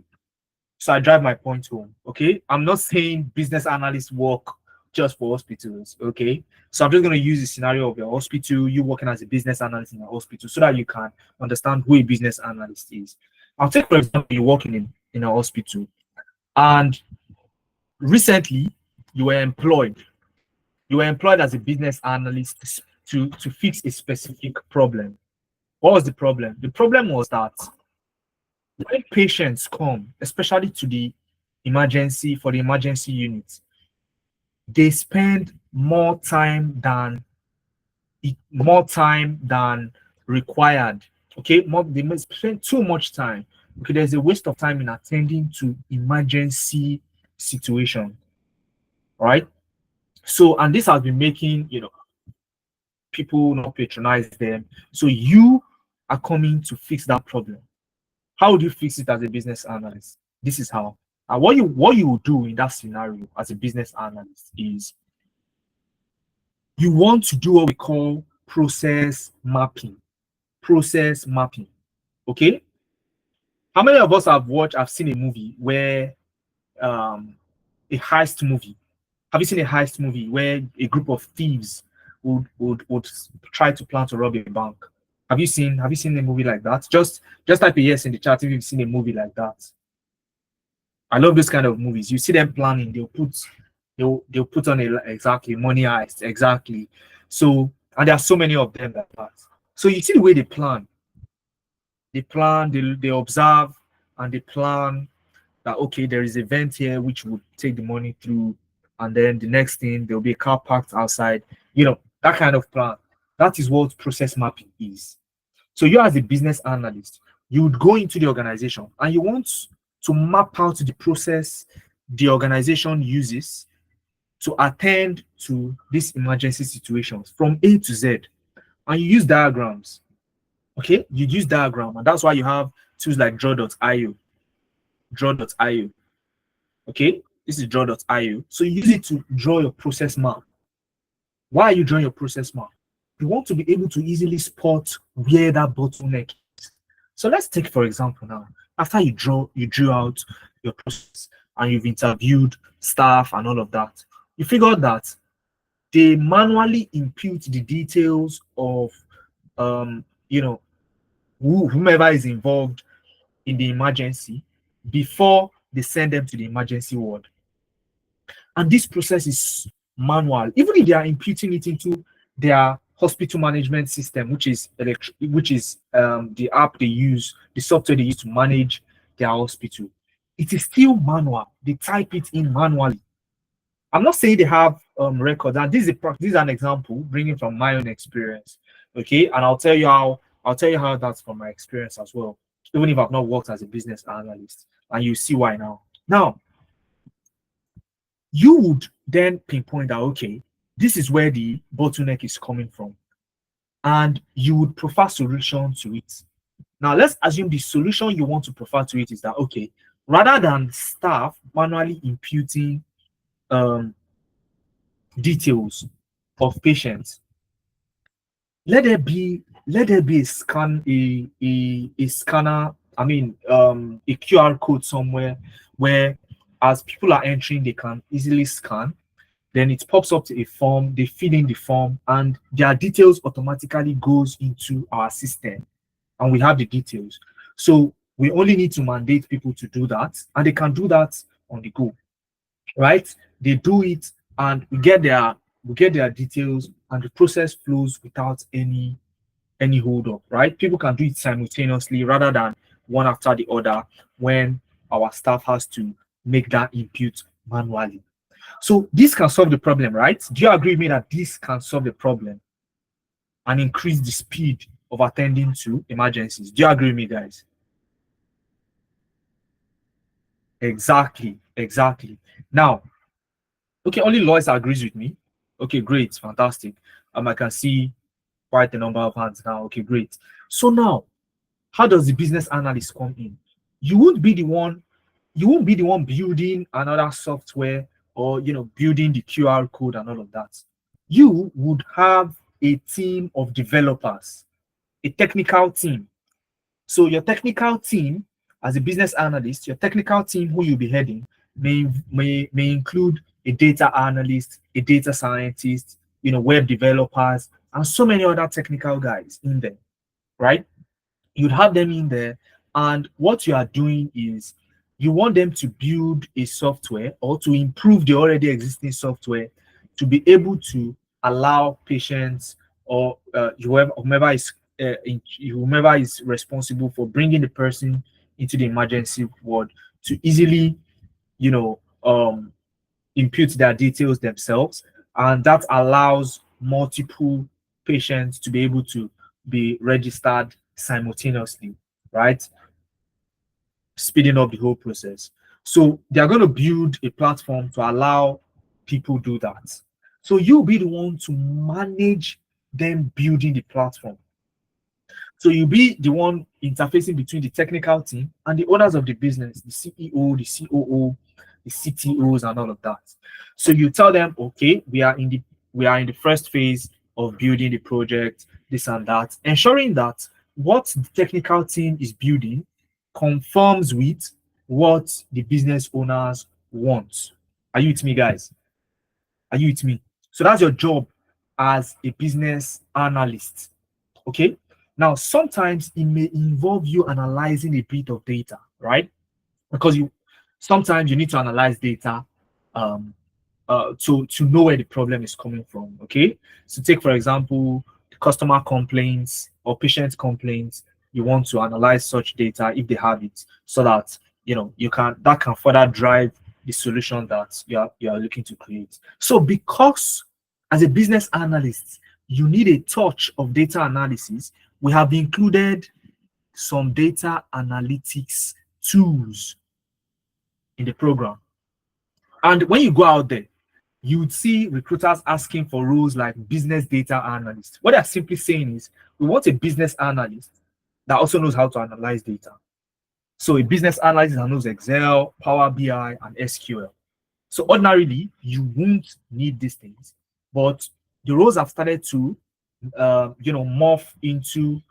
We want a business analyst that can also analyze data. So you don't want to be looking for a data analyst up and down when you need to analyze data. So you also need to have a bit of data analytics skills. So we've included it in the program.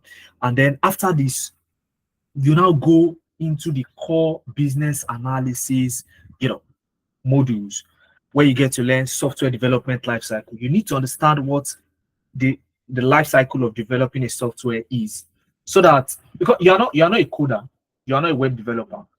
So how do you know when the web developer is doing what they need to do, right? How do you know where they are at? How are you able to understand them, what they are doing, so that they don't bamboozle you? Okay, so they tell you, oh, I'm currently writing the code, this code does this and that, but it's flying over your head. So you need to understand software development lifecycle. It's not coding, it is a framework, software development lifecycle. So what's the lifecycle of developing a software? Okay, you also need to learn gap analysis. That helps you understand where the company is and where the company wants to be.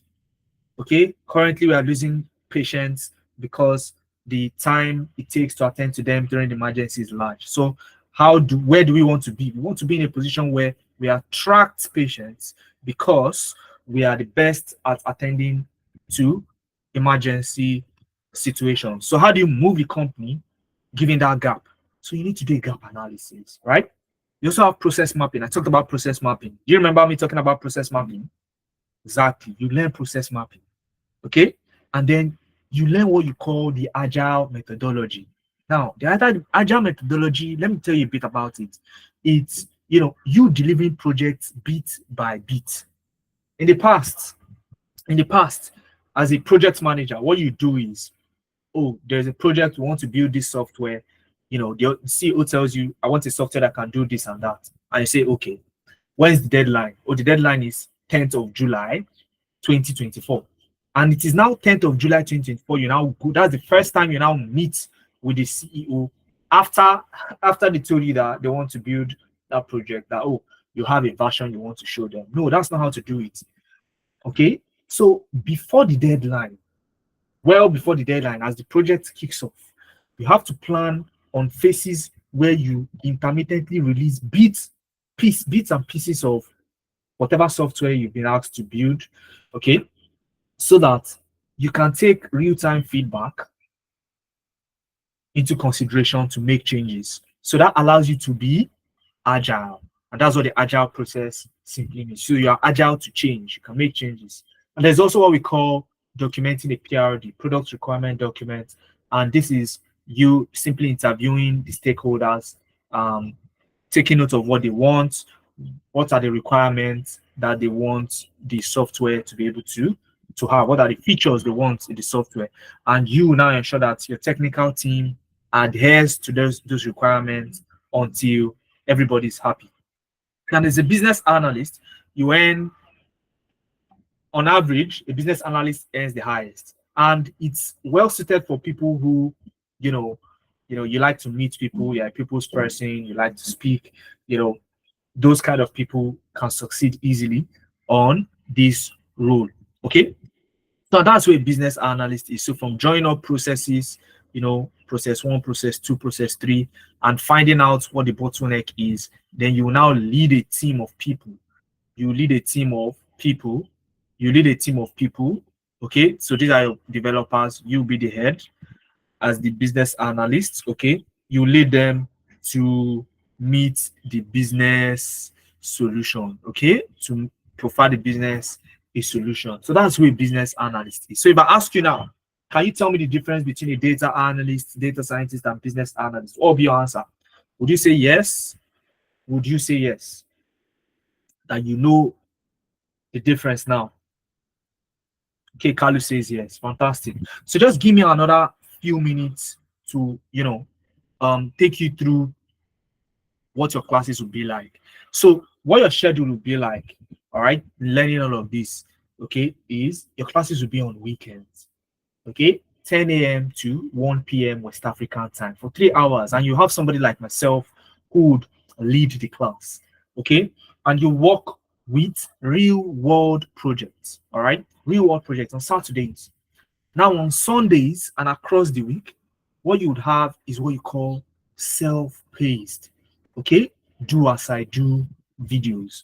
Now, what's the point of do as I do videos? The do as I do videos prepare you ahead of the class the following Saturday.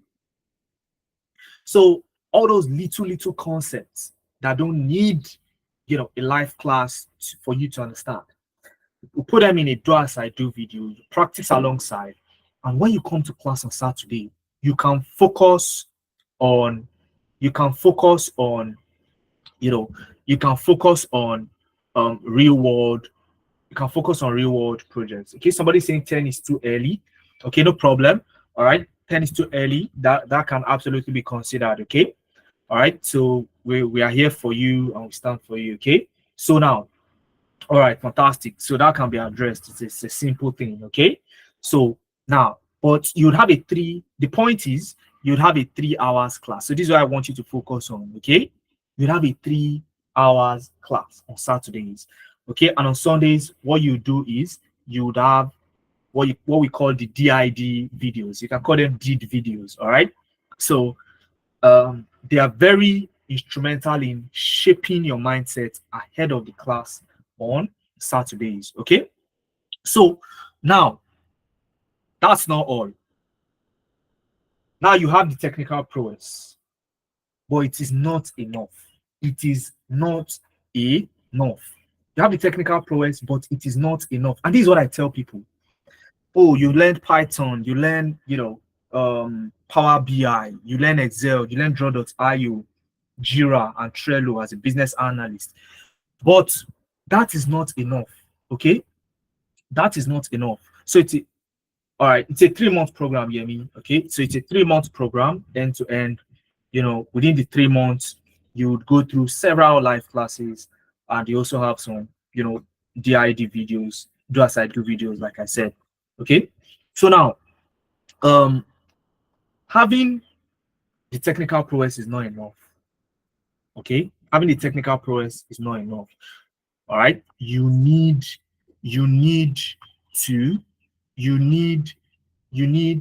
some other another half, because you have just gone halfway down the road after you learn the technical bits of things.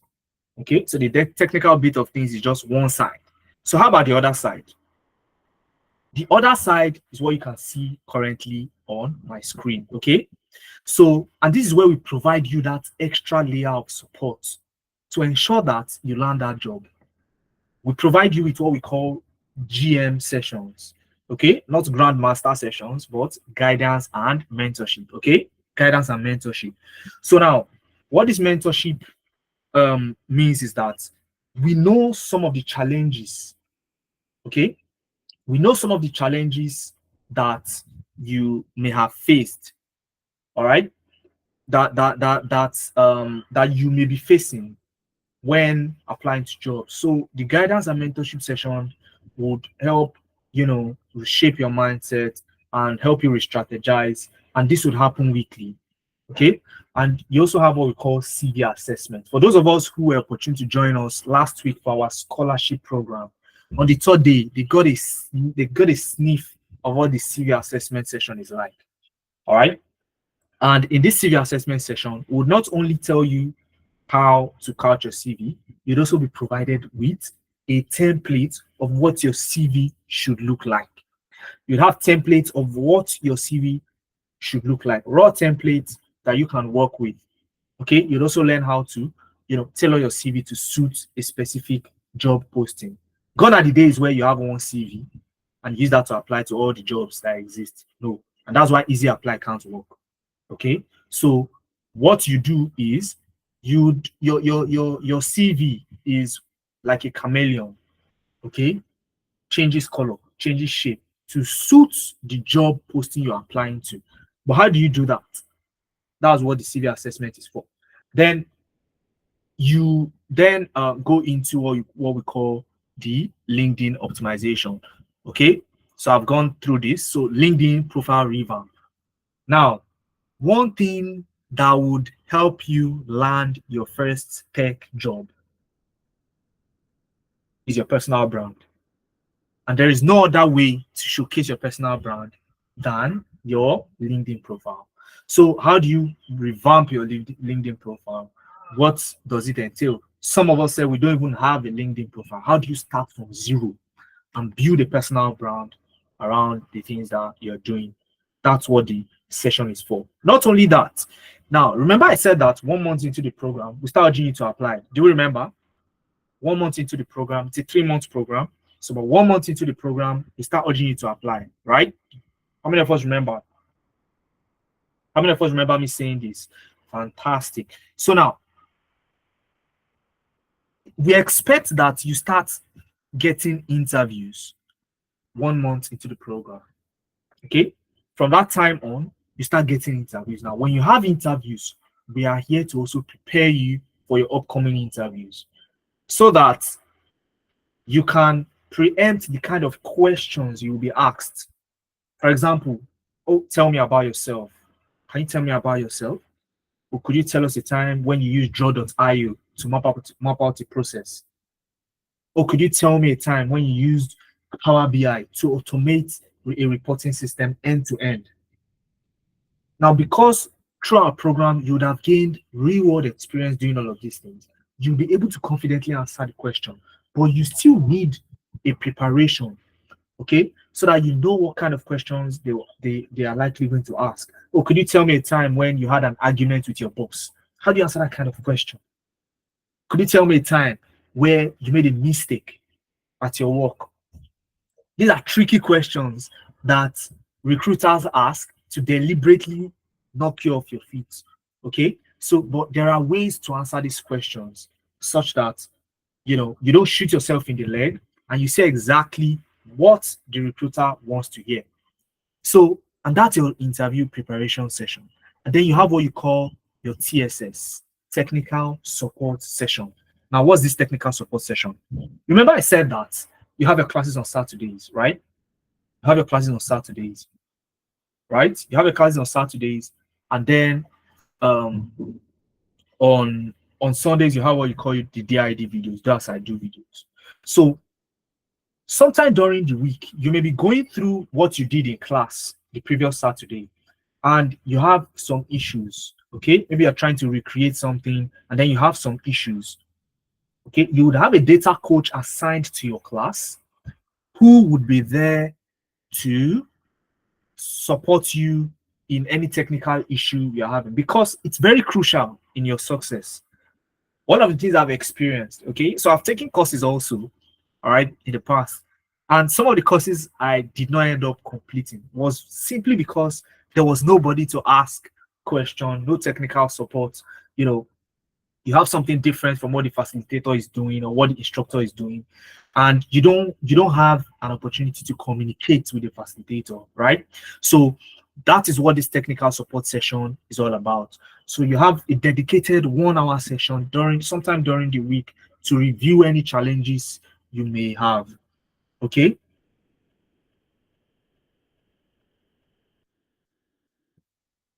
All right. So, and guys, by registering for the program, you would have a lifetime access to Nebiant Analytics. And let me explain what this is. So let's say, for example, you apply to jobs the way we said you should do it. You've gotten a job, we prepared you for the interview, you got a job and all of that. And then sometime in the future, you want to switch jobs. Okay, you want to switch your job to change, to go up the ladder. And you need an interview. Okay, you need an interview preparation. You can still reach out to us and we'll be there to provide you with the support that you need.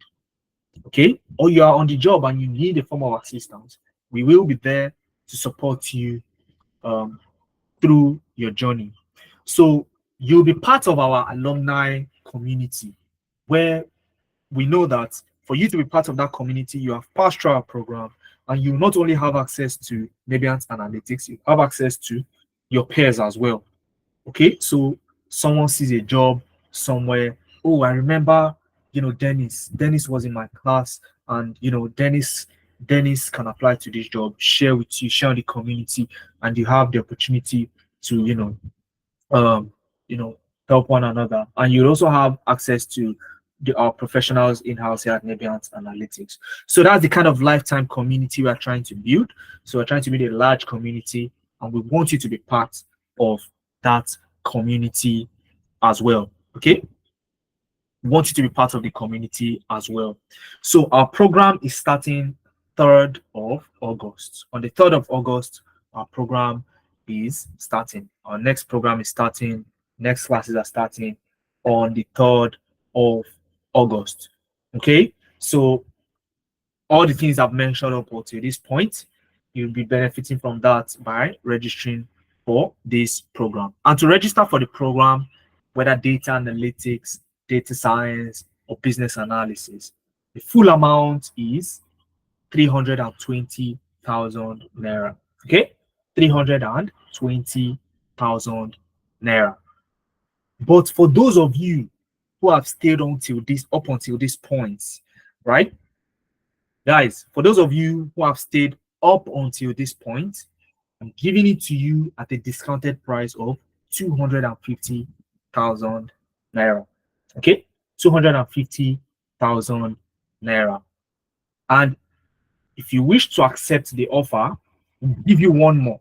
Okay, another special offer on top of that is that you can do that in 2 installments. Okay, the 2 installments is only available for the discounted price, not the full amount, guys, not the full amount. The 2 installments is only available for the discounted price. Okay, 150,000 to get you registered and get you started in the program, and then 100,000 naira 1 month after the program starts. Okay, 1 month into the program, you balance up with 100,000 naira. Okay, 100,000 naira. All right. So yeah, due to the fluctuations, okay, I can see people asking, how much is it in Kenyan shillings and all of that. So I'll share a link with you now, and the Paystack link does the conversion for you depending on your location. All right. Is that fine? Brown, Richmond, and Hussaini. I'll show you the link now. I'll show you, and you'd see the you'd see the price point. So currently I'm in Nigeria. Okay, currently I'm in Nigeria. So you'd see that's why we're speaking in Nigerian naira. Okay, so just hang on, and that's the next part. Okay, so this offer is open to the first 25 people to register. Okay, first 25 people to register. All right, first 25 people to register will get this offer, and the class is going to hold, it's fully online. Okay, the classes are fully online, just as you are on this call. When you get registered, you'd get to join classes fully online. We operate fully remotely, so you start getting used to working remotely, right? Start getting used to working remotely, and this is how we are also able to reach people far and wide. So again, our mission is to help Africans get into the tech space. So how can we reach out? How can we ensure that location is not a barrier? We operate fully remotely, so we are able to reach our brothers in Kenya. We're able to help out our brothers in Ghana, people in Nigeria, wherever they are in Nigeria, and that is what we do. So before I walk you through how to make payments, somebody's asking, what if I choose to start the program some other time this year? Not now. Let me tell you the risk you are running by starting another time. Okay, a wise man once says the best time to plant a tree is now. The next best time is later. So the best time to start is now. And let me tell you how that can affect you. Now, you may come next month and there's no longer a discount. Okay, there's no longer a discount.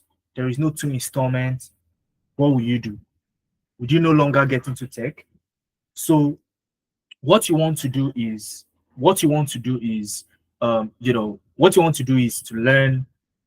to join the program now. Okay, join it now and start to benefit from what it is. Can you still help to reduce the price? So let me tell you something, yeah. Modupe Ola, let me tell you something. If I ask you to invest 500,000 naira in crypto and you would get 5 million naira in 3 months, would you do it? If you invest 500,000 naira today in cryptocurrency and you get 5 million naira in 3 months, okay, you gave me a thumbs up, fantastic, you do it. Now, most people think this way. I'm not saying crypto is not a good place to invest, okay? I'm not a financial advisor, but let me drive my point home. Now, most people miss out on investing in themselves. You miss out on investing in yourselves, okay? So you get these skills and you become globally marketable. You can get a job, whether the job is in US. You can get a job, whether it's in the UK, from Africa. You work remotely.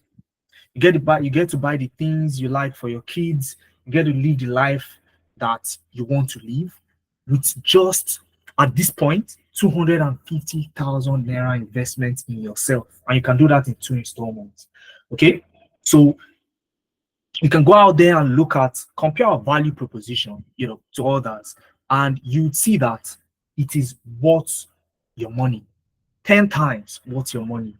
Okay, value like this out there is usually 10 times, more. You need to spend 10 times more, and even at that, it is still worth your money. So now imagine that you have it on the platter of gold. Okay, this is basically, it is practically for free. Okay, take it from me, this is practically for free. So look at it as you are investing in yourself and you become globally marketable, and you have the support of Nebiant Analytics to walk you through that journey. Okay, so take advantage right now. I'll show you, I'll put the link in the chat now, and my colleagues will also do that. Okay, I'll put the link for you to register in the chat, and I'll also walk you through on how to get yourself registered for the program. Okay, so I'm going to assume that you at least want to lock down the discount. Okay, so if you pay 150 now, you lock down the discount, and you can balance up 1 month after the program commences. All right. Can the payment still be open till next week? I can't guarantee you of next week. Okay, I cannot guarantee you of next week. So that is the link in the chat. That is the link in the chat, and I'll walk you through now. Okay, you can click on the link. It's pretty much straightforward, but I'll walk you through in a bit now. Let me take the question. So Anifoshe, you don't have 115 now. Okay, so what you want to do? Okay, what you want to do is send me an email. Okay, let's discuss. All right, let's discuss exactly what the situation is. Okay, send me an email. That's my email in the chat, and let's discuss what the situation is. But for you to lock down the discount right now, it is 150,000 naira for the first payment. 1 month into the program, you then get to balance up. Okay, so all right, so I've said it again. For you to lock down the discount now, all right, it is 150,000 naira, and then 100,000 naira 1 month after the program has commenced. So now let me walk you through on how to make payments. Now, can we all see my screen? If you click on that link in the chat, all right. Okay, somebody's asking. Okay, Eric, you've been asking. I've been seeing your question. Okay, but I wanted to walk people through this process before I answer a question. Okay, but since you've consistently asked, I'll just give you the answer. What if you are already proficient with these tools and the only challenge is to get these remote jobs? In my experience, right, mentoring people. So I mentor people a whole lot. All right, a lot of people have gone under my mentorship and have gotten jobs. And when they tell me, oh, I have these skills, I put them through the test, and most of the time I discover that there is an area where they lack. Okay, there is one area where they lack one or two things. Okay, for example, data storytelling. Data storytelling. Okay, do you know how to use PowerPoint, for example? After you've done the hard work in Excel or Python, can you put it together in a PowerPoint and present it in a way that even a toddler can understand what you're saying? So most people lack these skills when I put them through the test, right? So my advice to you is look at it as, again, I'll say it again, an investment in yourself, right? So you are not only going to relearn, your chosen career path, you gain full lifetime access to our support, our career support. Okay, like I showed earlier. So I hope that answers your question, Eric. All right. So now, let's assume I want to enroll. Fantastic, Eric. I want to enroll for the data. Okay, let me know it's data analytics, right? So let me use business analysis. So let's say I want to enroll for the business analysis program. And mind you, they're all the same prices, right? So all I need to do is to click on the link. Okay, I've posted the link in the chat, and you can see my colleague also posting the attendance link. Okay.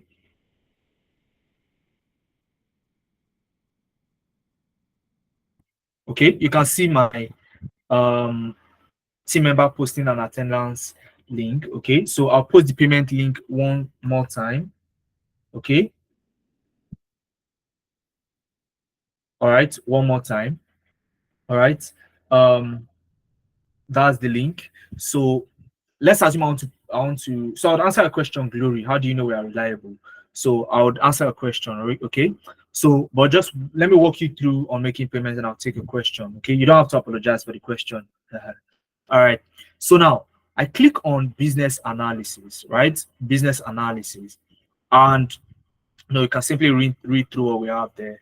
And you want to choose what payment you want to make, right? So it's either you're paying the full payment or the first installment, right? So let's assume I want to pay the first installment to lock down my discount right now. All I need to do is to click on installment one, okay? And you see the price tag there, 150,000 naira. So this will be converted to your own. Please, I couldn't launch the link. It only logged me out. This and that. Okay, you see the link in the chat now. So try it out again. Ezekiel, try it now. Try it out again. Okay. Okay, we should send it to your mail, to your email. All right. So my team member will take note of your email and share it with you. All right. So, or you can try it again in the chat. You can see the link being posted. All right. So now, all you need to do is to click on add to bag. Okay, add to bag. You can see business analysis installment one and simply click on checkout. Okay, once you click on checkout, we need your details, right? Your name, your email, your phone number, what country you are located, your gender, and this allows us track the payment back to you. Okay, it allows us track payments back to you so that when you balance up in future, we know that you have balanced up. So I could enter my name, okay, Muhammad. That's my first name. My last name is Suleiman. Okay, email address is Muhammad at nebians.com. Okay, Muhammad at nebians.com. All right, my phone number is I could just put my phone number,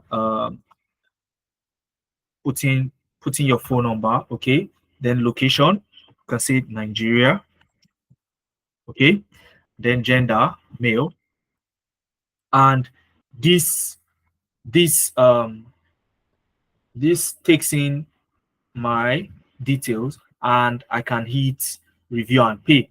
Review and pay. Okay, saying invalid. Let me add one more number and see. Okay, how many numbers are there? Let me see.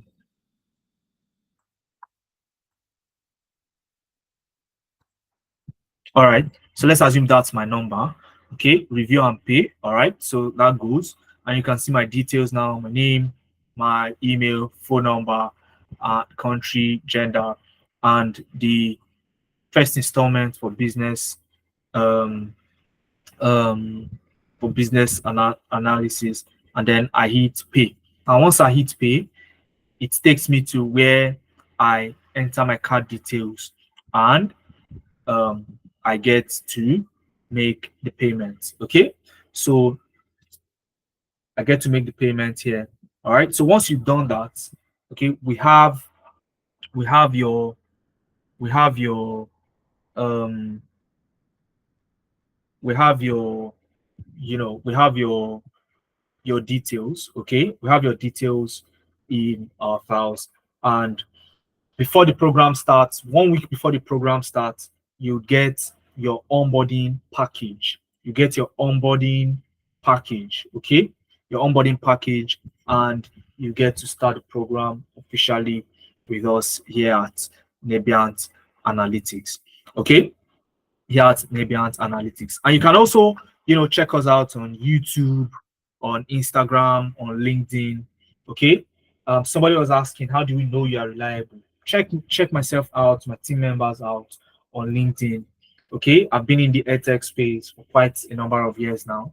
I've helped so many people change their lives.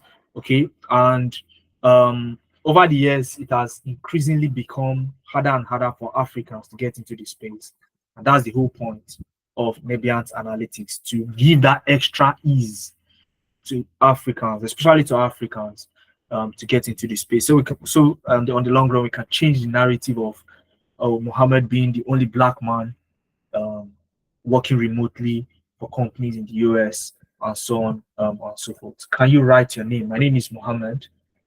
My name is Mohammed Suleiman. Let me share my LinkedIn profile with you. Just give me 1 second to share my LinkedIn profile page with you.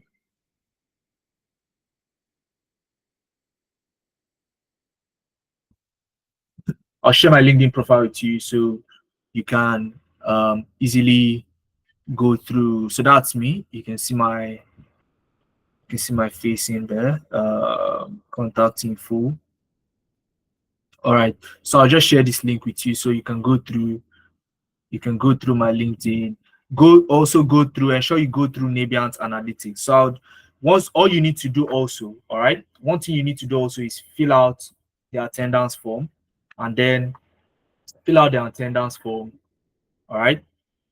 Fill out the attendance form, and also you want to so that you get access to this material. You can check us out on YouTube, Nebiant Analytics, on Instagram, Nebiant Analytics, and on LinkedIn, Nebiant Analytics. So if you click on any of these, it takes you to our page. All right, it takes you to our page, as you can see right here. Okay, so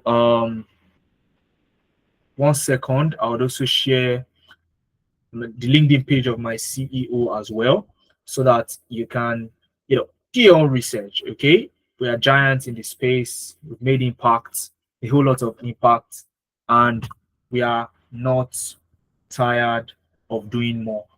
Okay, we are not tired of doing more. So that's my LinkedIn page and the LinkedIn page of my CEO as well. And we'll be happy to hear from you. Send us a message. Let's hear from you. And we're happy to get into the space as well.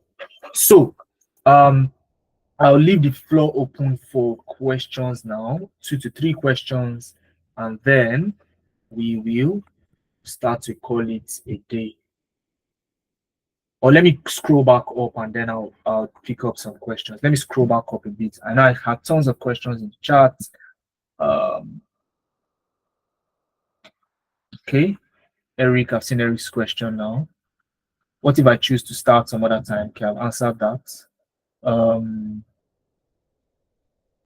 Please, I'm a Ghanaian. Am I eligible to enroll? Absolutely, Richmond, you are eligible to enroll. Okay, you are eligible to enroll. Is it possible to grow from being a data analyst to data scientist and then business analyst? Absolutely. All right. Again, what I tell people is that and this question was from Gladys. Gladys, I'm not sure if you're still on the call. You can give me a thumbs up if you're still on the call. Okay. So it's very possible to grow. Okay. And that was the trajectory I used. So I started out as a data analyst. And the driving force for me, and I'll tell you guys, in the tech space, well, my driving force was, at first, it was the cash. And I'm not shy to say this because that was it for me. So the push was the cash. I got into the space, worked remotely, and in hard currency, right? But on the flip side, right, I started to see the impact I could make. So working with several other professionals, I saw that on an average, the data scientist earns a bit more, depending on the, especially when you work in a global environment, right? You'd see that the data scientist, earns a bit more than the data analyst. So I wanted the more, and I picked up along the line. I picked up Python, and it was super easy, and it has become one of my best tools to date. All right. So you can follow that trajectory as well. That's absolutely fantastic. But again, it does not mean you cannot start out as a data scientist. The way we learned back then is not the way you are going to be learning, right? So your interests and your dedication are enough as the ingredients for you to succeed in any career path that you choose. Okay, so if you want to start out as a data scientist, you can absolutely do that. Okay, you can absolutely do that. Please, with Python, are we learning only backend programming, or we will include the GUI programming? So Python is a very versatile tool, Dennis. Okay, Python is a very versatile tool, and it can be used for so many things. You can use it to develop games. You can use it to, develop apps, and you can use it to analyze data. So what you'll be learning is you'll be learning Python for data science. So you learn how to do EDA. You learn how to build machine learning algorithms, like to predict to predict stock price, to predict anomalies and all of that. Okay, so supervised learning, unsupervised learning, and what have you. Okay, you'd also do a bit of computer vision as well in the data science track. So you'd give eyes to the computer. So you build a program where you can stick your hand up like this, and the computer will detect that you have your hand up. So, and that is how companies like Tesla have been able to build their self-driving vehicles. So that's just to answer that question. So let me see. Gladys, your hand is up. I'm not sure if the hand is for a question or something else. So okay, Isaac asked, what tools are your syllabuses focused on? So I have the brochure. I'll put in the brochure in the chat now so that you can go through the full brochure. Okay, let me put the brochure in the chat now so that you can see the full brochure.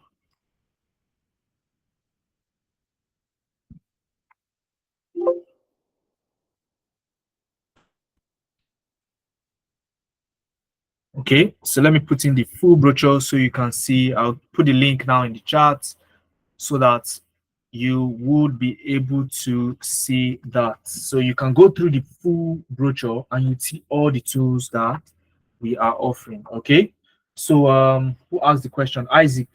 If you look at the chat now, you see Mohammed Suleiman, which is my name. I posted a link in there, and that is the full brochure. So, and whoever also wants that, you can go through that. That's the full brochure, and also fill out the attendance form so that you can get access to these slides. So you can go through them yourselves, and you'll be able to follow us on our social media handles. Also be able to go through the brochures, and they want to lock down the discount. The discounted slots are going already, so you can log that out. Okay, can we know the courses outlined? Yes, just visit the brochures. Okay, let me show you a bit of it now that we are here. If you click on that link I put in the chat, you'll see this. Okay, it will take you here, and all you need to do is to simply click on whichever one. Data science, for example. Somebody asked about data science, so you open up the data science brochure, and all you need to do is to scroll down, the overview, and where you start from is introduction to data science itself. So what's data science? So it means that if you're going to start from scratch, this is the program for you. You can absolutely jump on this. Okay, so the first thing is you go through the basic aspects of data analytics itself. What's data analytics? What are the 5 V's of big data: velocity, veracity, and all of that. Variety, who is a data analyst, who is a data scientist, data analytics methodology, CRISP-DM framework, and all of that. So now you need to know all this so that drives you into the next phase, which is Excel. Okay, so week one will be Excel. So that's what you saw here as the introduction comes with your onboarding package. All right, it comes with your onboarding package, and first week you start with Excel for analytics. Okay, and you can see the breakdown of what you learn: introduction to Excel file, the Excel environment, data cleaning, you know, conditional statements and formatting with Excel, and then you move into building a dashboard with Microsoft Excel. So you clean data, and you see how to build a dashboard with Microsoft Excel. Then you go into statistics for data science. All right, statistics for data science. So for statistics for data science, introducing statistics, what's the point of statistics, descriptive and inferential statistics, and how they are used practically. If you look here, you see real world case study on using statistical concepts in business. So that's the drive for us. So it's not you coming on board and you're just being bombarded with a bunch of notes here and there, but rather you have videos to work with alongside an instructor-led session, as I explained earlier on Saturdays. Okay, fantastic. Somebody's asking, do we get recording if we miss class due to other activities? Absolutely. So all your classes are going to be recorded. All right, all your classes are going to be recorded and provided on a platform that we use to manage your activities. So on that platform, if you miss a class on Saturday, for example, and you have time on Sunday, fantastic. So on Sunday, what you do is you revisit the recording of the class, and if you have any questions, you have your technical support sessions, to ask those questions. You would also be on a platform where you'd have your instructor to ask your questions as well. So these are the multiple support layers that we've put in place. So please, by all means, go through the brochure. You can see week 4 Tableau. Okay, go through every single thing. You can see the case study approach that we are using, so that you can put all of this into perspective, and it's not just a bunch of theory. So it's practical, real world practicals. You work with real professionals who have done this over the years and are simply willing to give back to you. So go through them by all means. If you have any questions, please send us an email. Okay, you have our details attached at the bottom of each of the brochure. Reach out to us and we would be happy to receive your message. All right, so okay, was it 10 a.m. to 1 p.m.? Yes, Lois, that was the time. But like I said, this can absolutely be reviewed. Okay, it will absolutely be reviewed, and we would communicate, the time to you. But keep in mind that it's going to be a 3-hour class on Saturdays, where you go through real world projects together with a facilitator. All right. So I believe that is all for today. So, and I would love to see you guys. I'd love to see you guys in our session come August 3rd, which is going to be a first class next month. Okay. So, guys, if you had a great day today, just type a wonderful in the chat. I had a great day, so I'll be the first to type wonderful in the chat before any other person. Type a wonderful in the chat. Oh, somebody beat me to it. Who was that? Modipola beat me to it. Okay, fantastic. So I can also see Tolu, I can also see Gladys, Brillianto, Blessing. Fantastic. So I would love to see each and every one of us in class, so we can start this journey together. Again, best time to plant a tree is today, is now. The next best time is tomorrow. You don't want to miss out on the opportunity that we have today. So guys, this is where we'll call it a day. Wonderful one, and we have other sessions coming up. We want you to take our time to join us as well. Follow us on our YouTube page, Instagram, LinkedIn, and Facebook, and we'll be happy to we'll be happy to see you. So Ezekiel, email has been sent to you. So do well to interact with the our support, our technical support person, and let's get you started. So cheers, guys, and see you some other time.